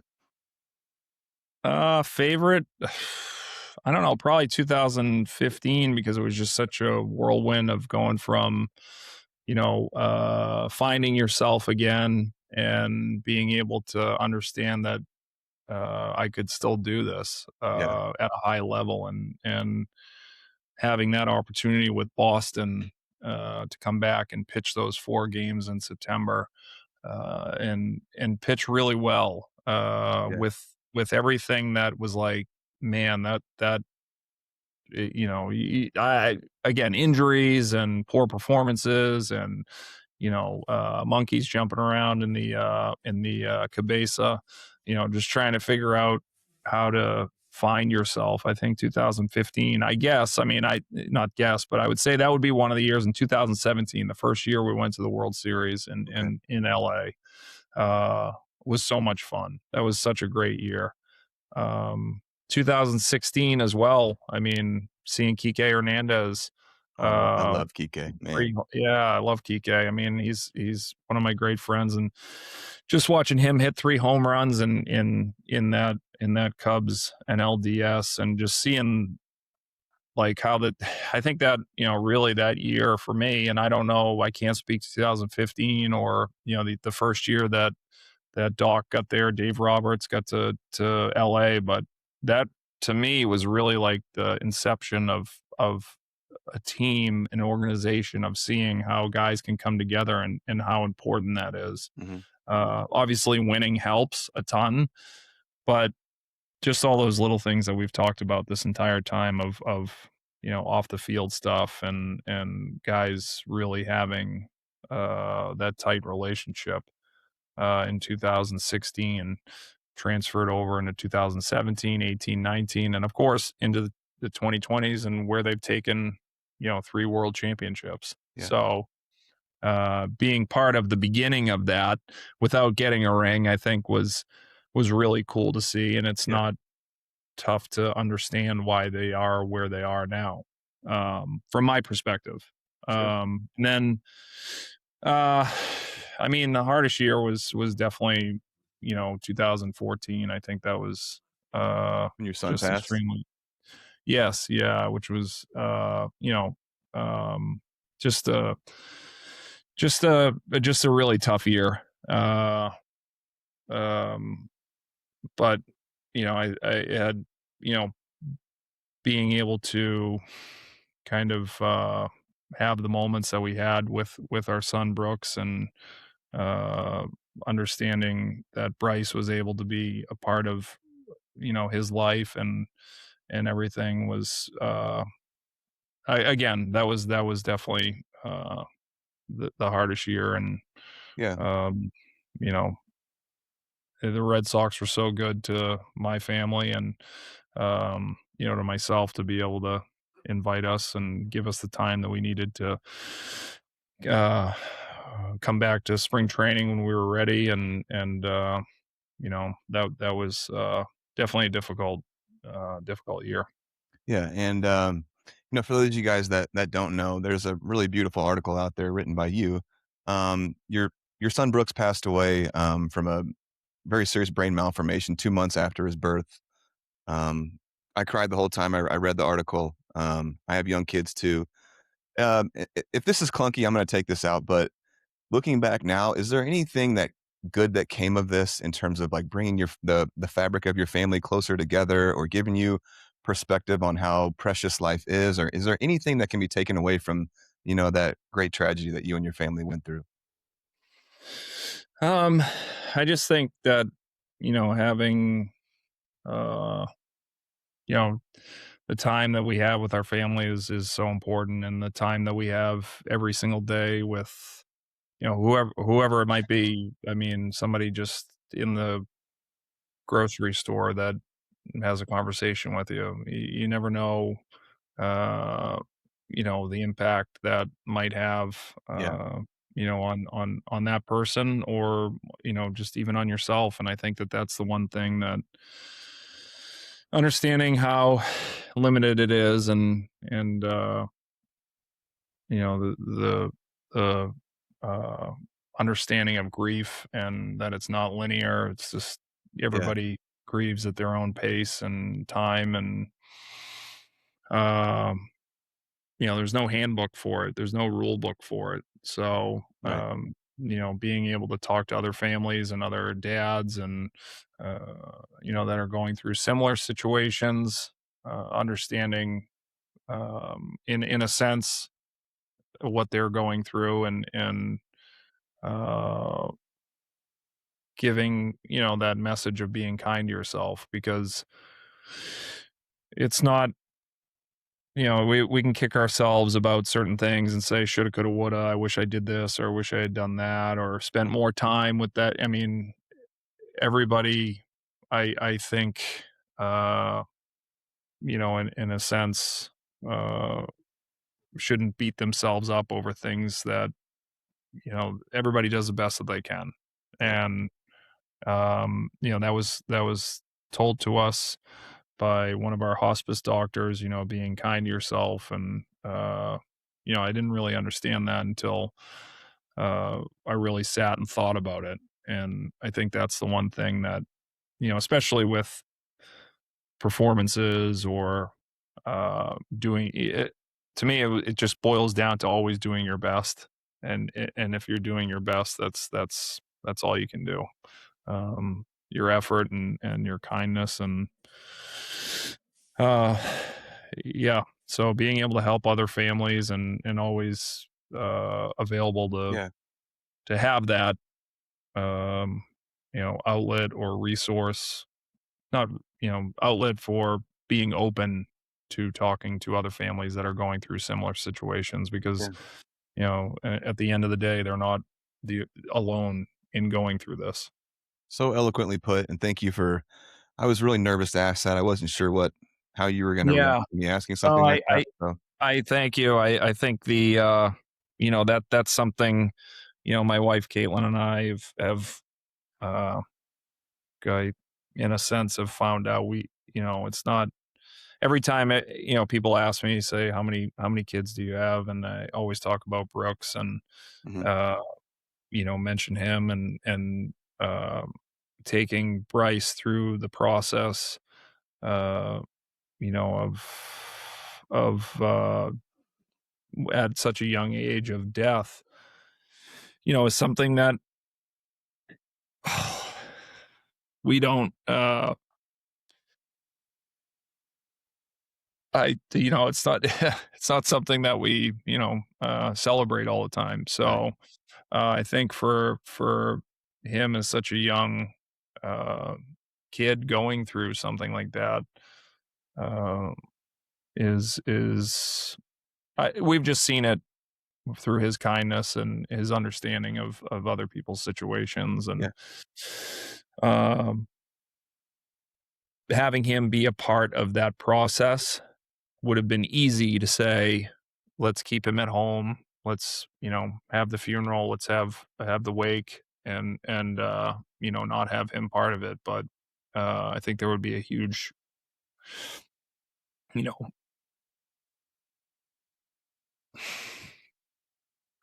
there would be a huge hole, for him to try to ask questions or try to.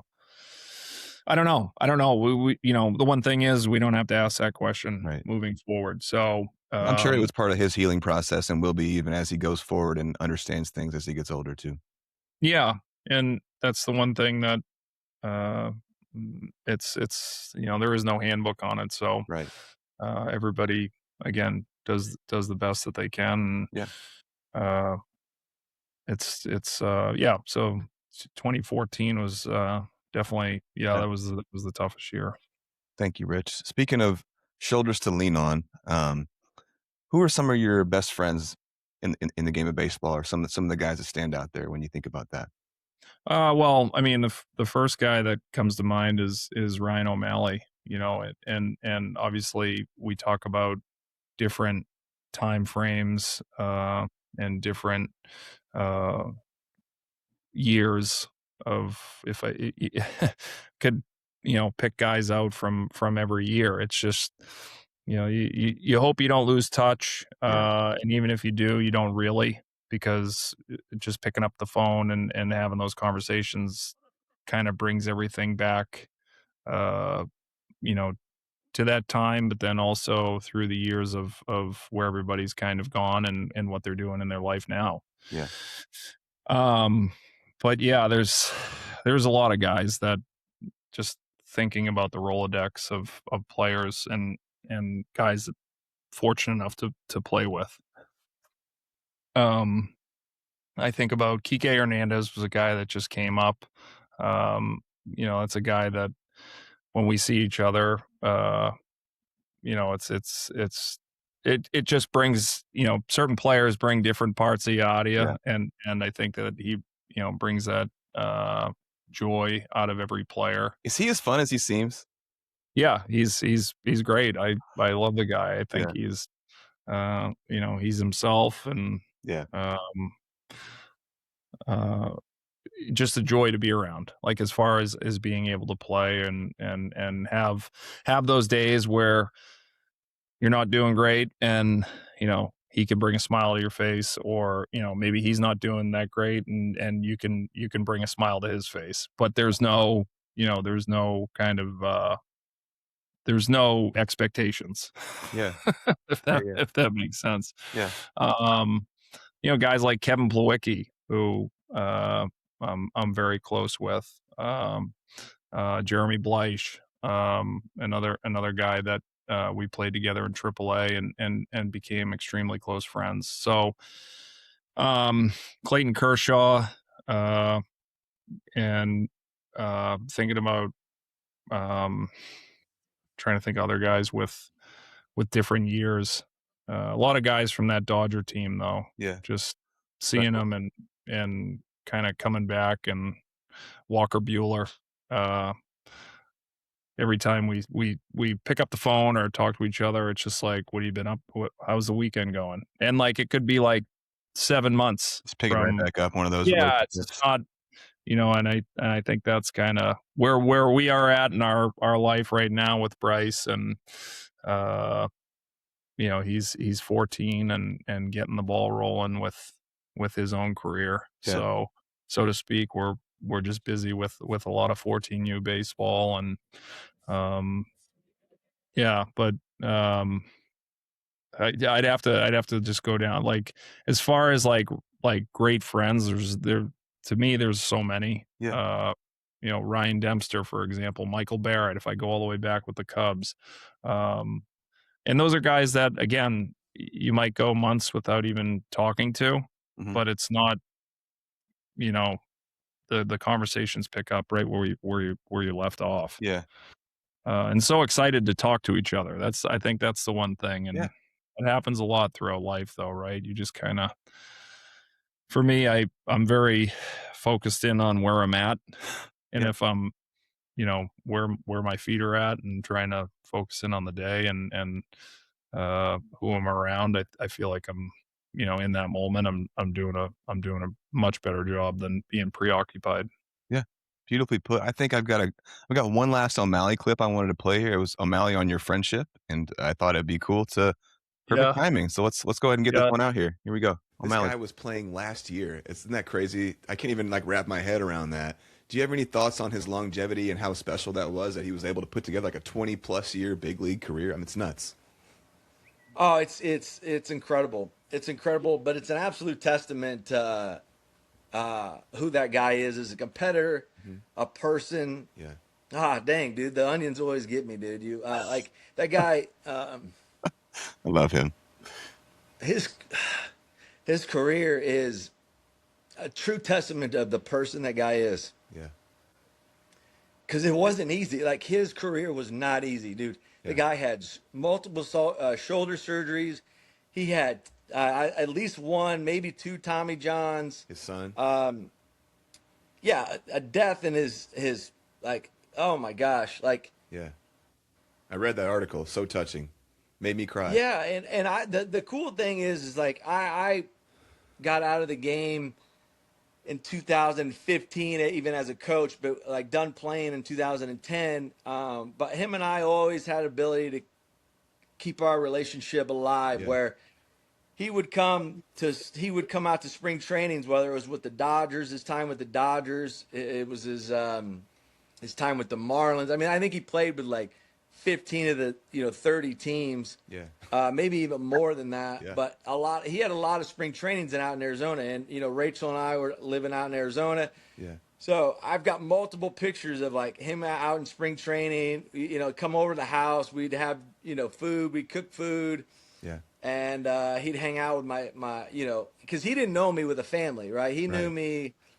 So we were able to blend that beautiful. That and it's a real friendship. Yeah. Oh, dude, truly. And so I was able to, we'd go out. I'd take the girls to see him pitch. I took my whole family to Dodger Stadium. My sister, my mom, dad, my kids, my niece, nephew. Wow. We went to Dodger Stadium to see the guy pitch. And I can see the picture. They all have Hill 40, I think 44 or 40, 44 jerseys on. Yeah. Like, we just were able to keep it, and we still talk. Like, I was texting him the other day because I was in New York City, and the Red Sox were in town, and went to the game, and it just made me think of him. So I shot him a text, and we still talk regularly. Absolutely beautiful, brother. There's Rhino. You got anything, brother? No, I mean, that's dead on. I mean, yeah, anytime. I mean, even 2 years ago, when I was with Team USA, getting together, his dad and him came down to watch a game at the San Francisco Giants backfield. We were playing inter squad or a practice. I don't know. We were playing a college to get ready to go play in Mexico, and he came over, and it's just I don't know. It's not like it's just very seamless. We could sit there and say nothing, or we could sit there and have an incredible conversation. It's just, and him just as well as I do. I mean, he's just one of those guys that you want to be around, and Absolutely. infectious personality, and but yeah, I always in Arizona, or if we're within that traveling distance of each other, it's just really cool to get together and just catch up and just hang out and talk about whatever. So Absolutely. so many memorable moments with Rhino and coming up through the minor leagues, and then obviously, as we talked about earlier, about him getting the opportunity to pitch in the big leagues, and I don't know, you feel that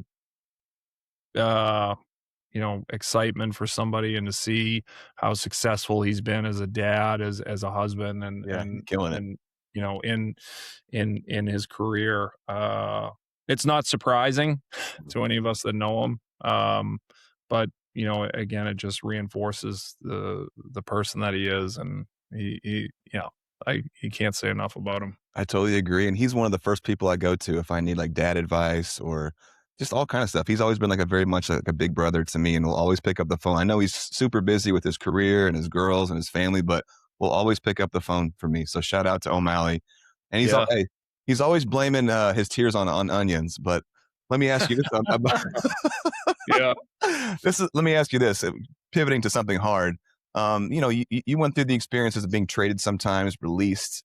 Was there a most painful one of those, or one you'd like to talk about a little bit, or what it feels like to be released or traded, or by the end were you just kind of like whatever, Fugazi?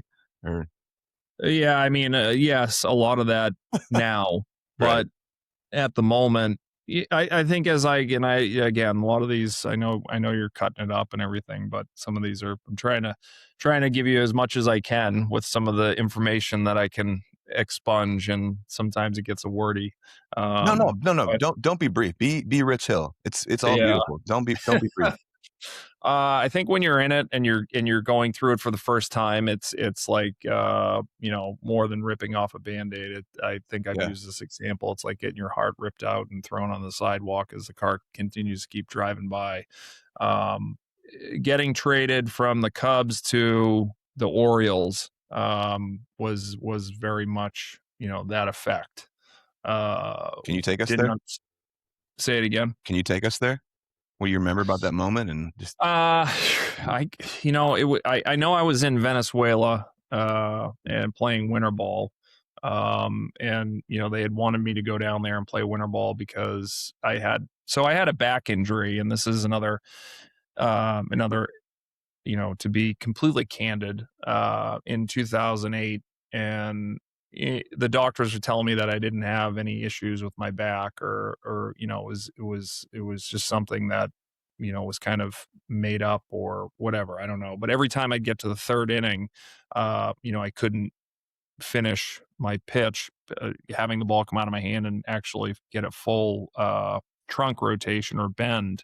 And that was due to a couple of years later figuring it out and getting more MRIs and diving deeper into it, and going to John Paloff and Mike Boyle, and figuring out that you have extreme like atrophy in your lower back, and after MRIs saying, hey, you have a facet joint issue from having that unilateral like just movement all the time.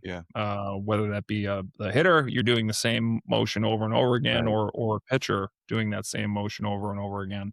In 2008, I had this massive flare up, and couldn't really after a 2007 season that I felt came off of, pitched really well, and that 2008 led into more okay, maybe this is, in my head, this is self-doubt. This is something that's creeping in. It's another challenge Right. at 28, but really in my major league career, I was like 19 or 21, let's say, very early on.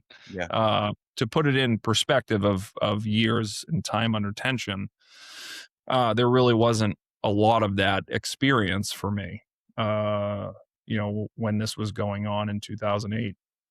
So I was actually using this example the other day with a couple of the kids. I said I was in St. Louis, and I think I got 2 outs in the inning. First inning, started the game. Walked the bases loaded, not in succession, but I walked in a run, and then here comes, I believe at the time, it was Lou Piniella to come take me out of the game. So I pitched 2/3 of an inning in Busch Stadium, completely, sat on a grenade, and I get taken out of the game, and the next day I got sent down. So that was the, first kind of time that, getting sent down really crushed me, because, I never thought I was going to get back up to the big leagues again. I had sucked so bad, but there was a reason behind it. And I was like, my back is, it felt like a 2x4 in my lower back, and I couldn't figure out how to get through it. But the one thing that I did not appreciate is that the team and the doctors were telling me that it wasn't real. And you start to realize, like, okay, there's another side to this game, which is a business, and part of that business is availability, and understanding that when you are available, that's your best ability. And if I'm unavailable, then I'm less valuable or whatever to the club. But I'm just thankful where the game has gone and where we're at right now, when guys do have certain things that are going on, that they're addressed. Yeah. And that players have people who will back them up.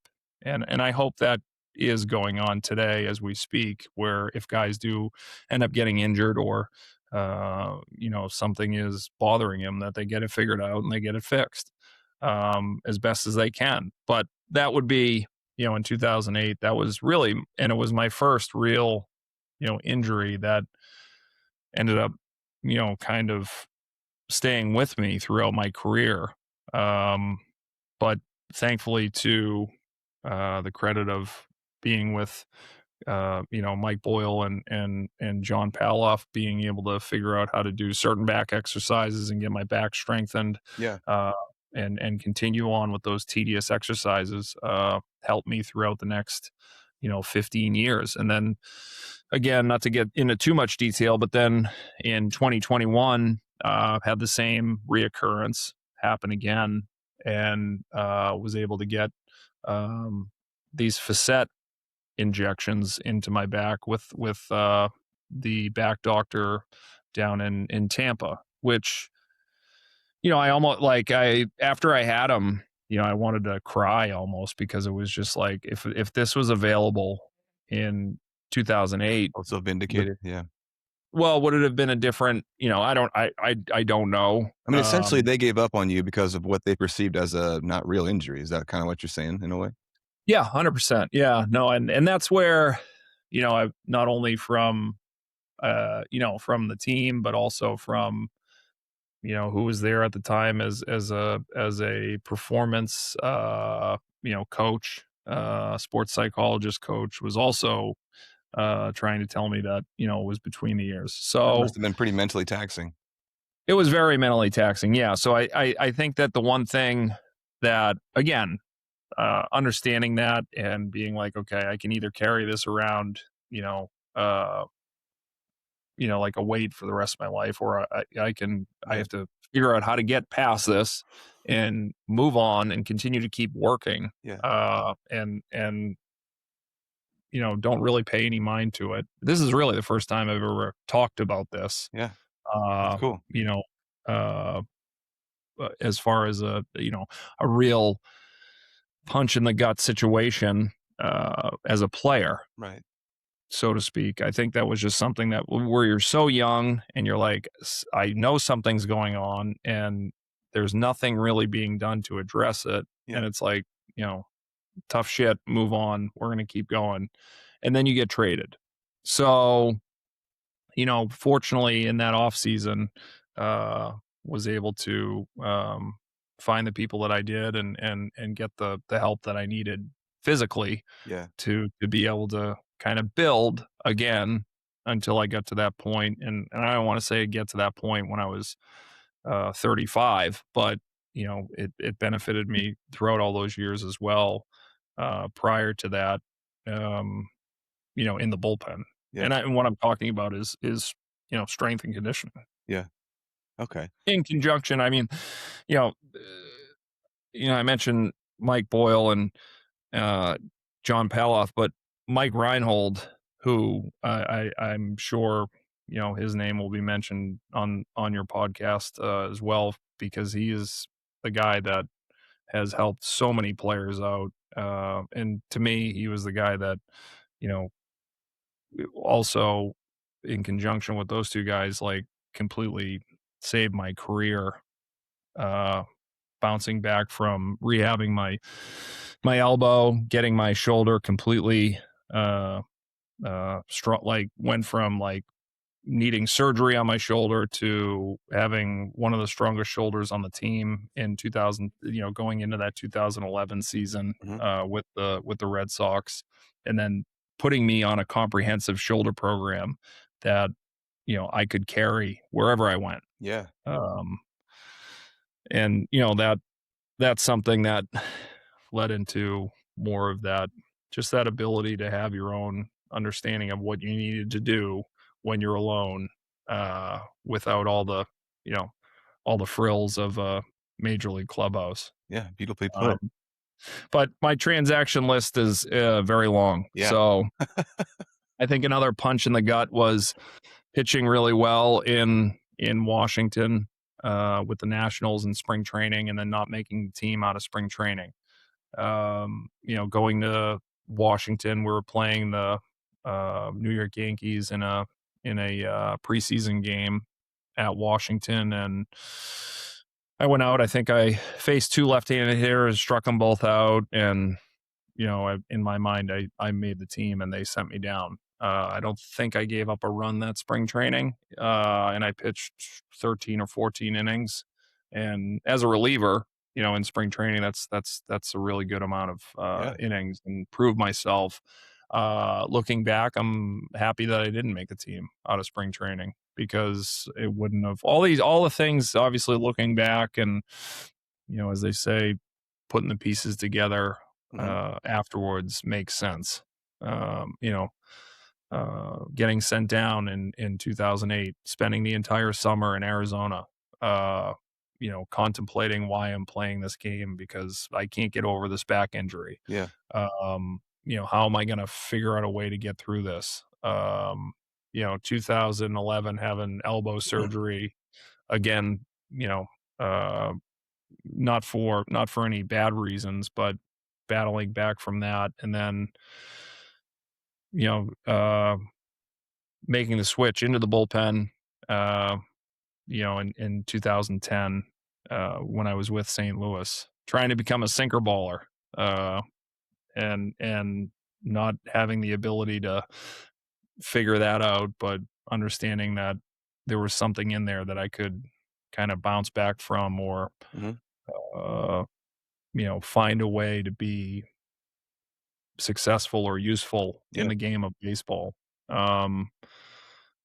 Getting released from the Angels after having an upward mobility clause from the Boston Red Sox, and being selected to go and pitch for the Angels, and pitching for Mike Scioscia after one hell of a season that I had, as we spoke about before, in 2014, and then pitching in a doubleheader and pitching absolutely like shit, and then hanging around for a couple more days and then getting sent out.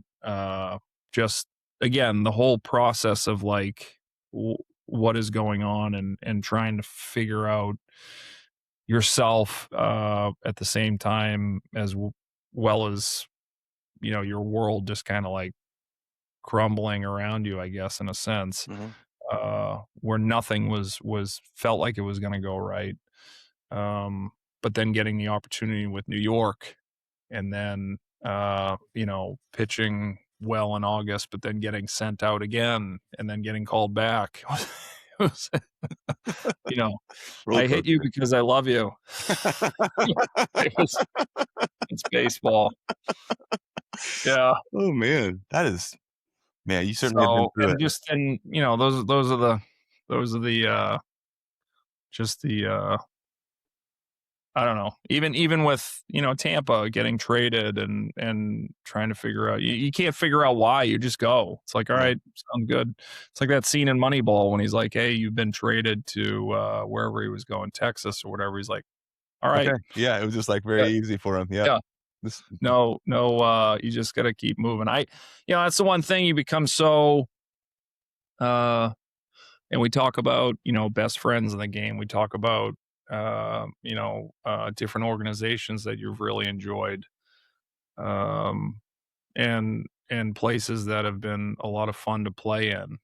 Uh, and from the other side of it, the business side of it, where all that ends, whether you're with the team for the entire year or whether they decide to release you or trade you or send you down, um, it just stops, yeah. and that's it. And then, you know, that's where, fortunately, a lot of really good friends in the game, and be able to pick up the phone and call whoever and just have a great conversation. I think that's like the big takeaway uh, for a lot of it, I guess, as opposed to really given a you're given this opportunity and you have to go out there and perform and do what you love to do, Mhm. and play with that, you know, that relentlessness as we spoke about before, but you know, with that 12-year-old mindset and that 12-year-old enthusiasm of playing the game. Um, because I feel like it's just if you're waiting for the other shoe to drop or you're out there uh again, um just trying to chase approval, Yeah. it's gonna let you down. Well, man, that was such an incredible answer, my friend. You certainly have had quite the career. You've seen it all. Let me ask you, multiple times now, you've gone back to talking about these guys that helped you, you know, rebuild your body, and movement guys and the movement specialists and whatnot. Was there anything interesting or unique you were doing for strength and conditioning or arm care during your career that you'd like to talk about or touch on or anything like that? Yeah, I think with the strength and conditioning part was, you know, really introductory to overall strength and getting functionally stronger, Yeah. and getting stronger at your end ranges, and understanding, you know, the risk versus reward, and why we are you know, in the gym in the first place, to be Hmm. able to get functionally strong and then continue to keep building on top of that, and pushing at certain points, um when you really needed to kind of enter that you know, building phase in the off season, and then understand what a deload phase is, and then build back up, and then get ready for spring training, Hmm. to carry you through an entire season. And a lot of that competitiveness that comes out on the field starts in the gym, uh, being um, you know, convicted behind putting on more weight on the trap bar, or you know, grabbing uh, a little bit heavier dumbbells to push for dumbbell press, or dumbbell rows, or just, again, opening my eyes to the benefits of strength and conditioning, to lead to that conviction out on the field, because you're able to handle your mechanics and be consistent with the repeatability because of the strength. Hmm. And then on the other side of it, with, you know, the shoulder program, just understanding how important it is to see the measurements of how weak my shoulder was. But then when you do get to a certain number, uh, that's something that you start to see the benefits of, and how simple it is, but how religious it has to be on a weekly basis. And the same thing with the strength and conditioning. The shoulder program and the strength program are hand in hand, and you can't, a day you take off or miss is a day you have to make up somewhere. So becoming that kind of obsessive about it was something that was hugely beneficial for me. Oh, wow. Well, let me ask you this then. Do you have any thoughts about building arm strength or long toss, or was that even something that was in your purview while you were playing, or were you content with kind of where your arm strength was at?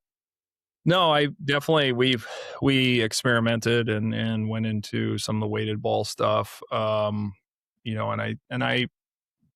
I hesitate when I say that, because you get to a certain point, and where I was in 2015 right into 2016,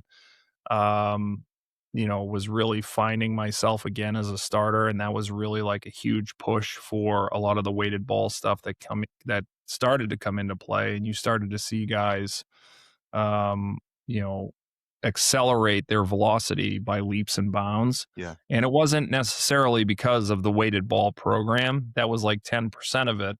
It was the 90% of it of what you were doing in the gym. Yeah. So the explosive workouts, the plyometrics, uh, your ability to move and get stronger in end ranges, which a lot of the stuff that I was doing, but there were some tweaks and balances, or tweaks that were being made to programs that we're seeing now more in like the thoracic spine, and being able to understand how to create a little bit more movement, which might lead to a little bit more velocity.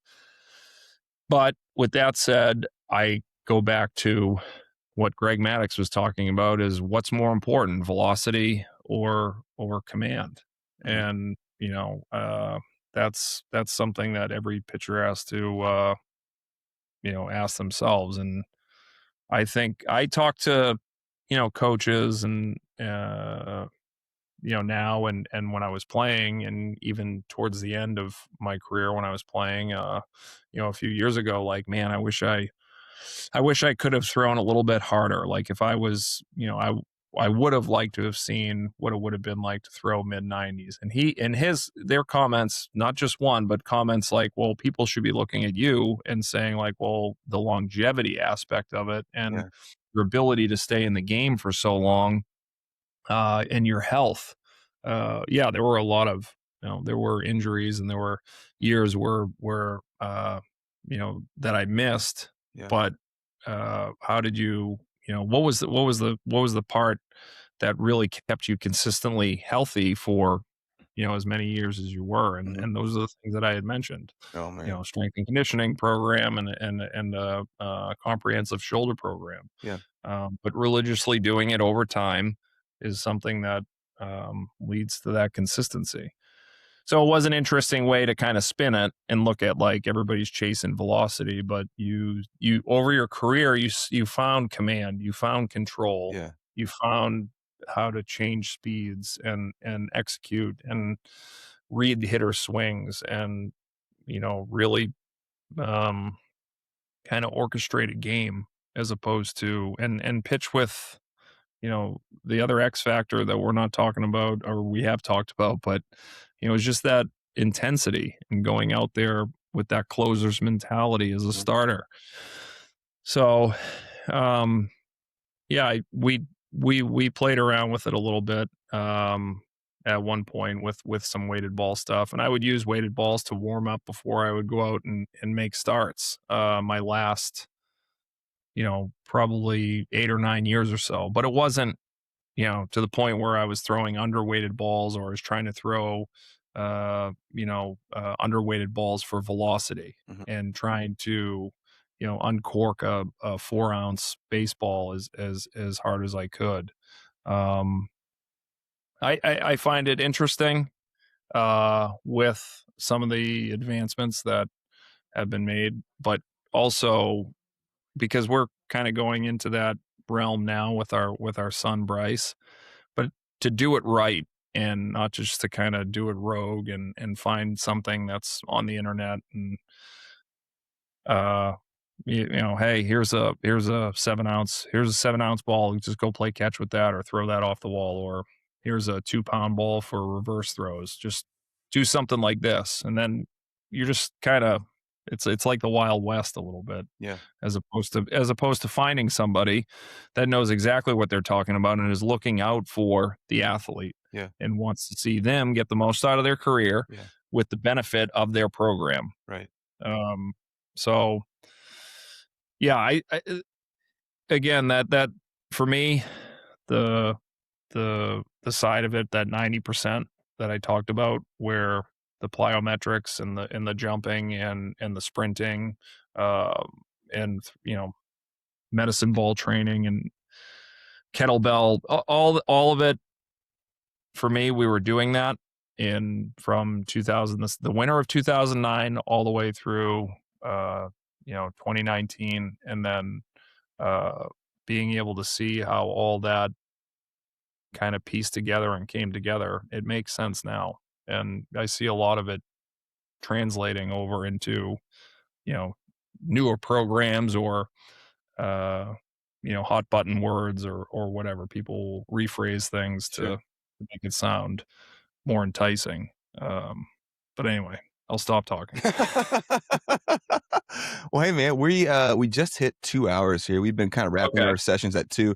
Where are you at? I can keep going. If you got stuff to do, we can come back again and do some more. Well, we could come back. Okay, I gotta go. We got some BP. I gotta go. Awesome. We're gonna go get some batting practice and some fly balls. So perfect, man. This has been these 2 hours flew by. I can't be more complimentary of you. I didn't know what I was getting into, where you were at mentally, how you saw the game. It's just so profound. This is chef's kiss, man. Thank you so much. I'm loving this. I'm loving putting it out here. It's so beautiful. So we're gonna have to do at least one more session, if that's cool. Yeah, that sounds good. I hope you're getting everything that you want. I feel like there's more in there. I don't know question wise what to ask. But we can cover that in the next one. Are you having a good time? Yeah, it's been great. Okay. I haven't done anything like this, so it's my first time kind of in bits and pieces. Right. People want to talk about, but this is like long form. We're really getting into it. Yeah. People have questions about that 2015 season and going into independent ball, and that's kind of like one block. Yeah. But nobody really, the interesting part I think is like the back issue that I had in 2008. And then that's fascinating. Yeah. A lot of it is just like, a lot of it just comes down to, and it is part of it is like, tough shit. What are you going to do? Like, you're going to sit there and sit in a, shitty diaper, or are you going to actually get to work and find a way to get yourself back on the horse? And that's where, I don't want to blur the lines either with, mental performance and because it does, to me, it's like it goes back and reverts back to, this again, you're weak or you don't have the ability to be able to handle the pressure or to be able to perform under certain circumstances, but you just haven't got the skills to understand that. It's in everybody. Yeah. You either have to push somebody into the corner and you see them fight and you go, oh, there it is. Or, somebody, you got to give them a pat on the back with a slight kick in the ass and get them going to understand what's in front of them and how important their ability is that they have, that they can use for a short period of time in the window that they have, because it's closing the first day, you step on the field as a professional. But that's the one thing that I don't want to get people, if people are listening and they're going to take what they need or take what they want, but don't cloud that perspective of like, oh, this doesn't seem like, I don't know. It doesn't seem like there's that, because the aggressiveness and the intensity and that fortitude that comes out when you are competing, I wouldn't want to be on the same field, Yeah. or I wouldn't want to be facing that guy in a sense, because that's a pretty scary situation. Yeah. When you're facing somebody who doesn't have anything to lose. Oh shit. So Yeah. All right. I think that's a good but stopping point for us here. Yeah. oh yeah. Sorry. Yeah. No. Yeah. I wasn't trying to wrap you up at all. No, please don't take it as that in any way. Yeah. No, this has been incredible. I think we're going to stop it here. This is going to be the Rich Hill story part 3, and then we'll see how much more we got. There's so much more Okay. cool stuff to Is go. this 3 or 2? Do we do 2? Well, I put out the I don't know. podcast 1 and 2. It was going to be 2 parts, but I just I put them together for one long one. So part 1. So I'm calling this part 3. Or we can call it whatever we want to call it. It's really not that important, but this is going to be a stopping point for us here. Have you interviewed guys with the lifetime pass? I have not. Man, let's go. Show me that. Oh my God. Yeah. So what does that get you? I've heard about these. Yeah. Gets you 2 tickets into a game, so you can go to any Really? game. With you and whoever you take. And you've used it?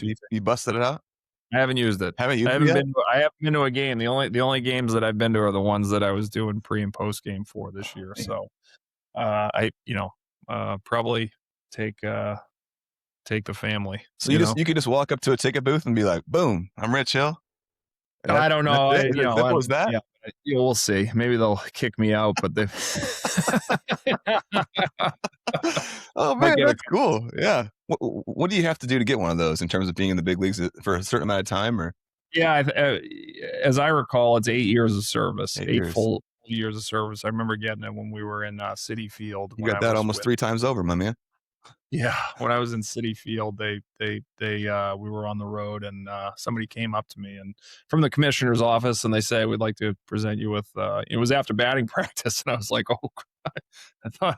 I thought something else was going on," but I was like, "Oh, all right, this is awesome, cool, thank you." Do you think that you're getting cut? No, I didn't know. It wasn't as ceremonious, I guess, as surprising. So You didn't get like knighted with it or something like that? Yeah. We'll see how it goes. I'll find out if I'm curious. Yeah. Get some tickets. All right, guys. This is going to be the Rich Hill story. We'll call it part 3. We can call it whatever you want to call it, but we're stopping right now, and he's got some batting practice to go get to. So appreciate you, brother. I'm stopping it right now.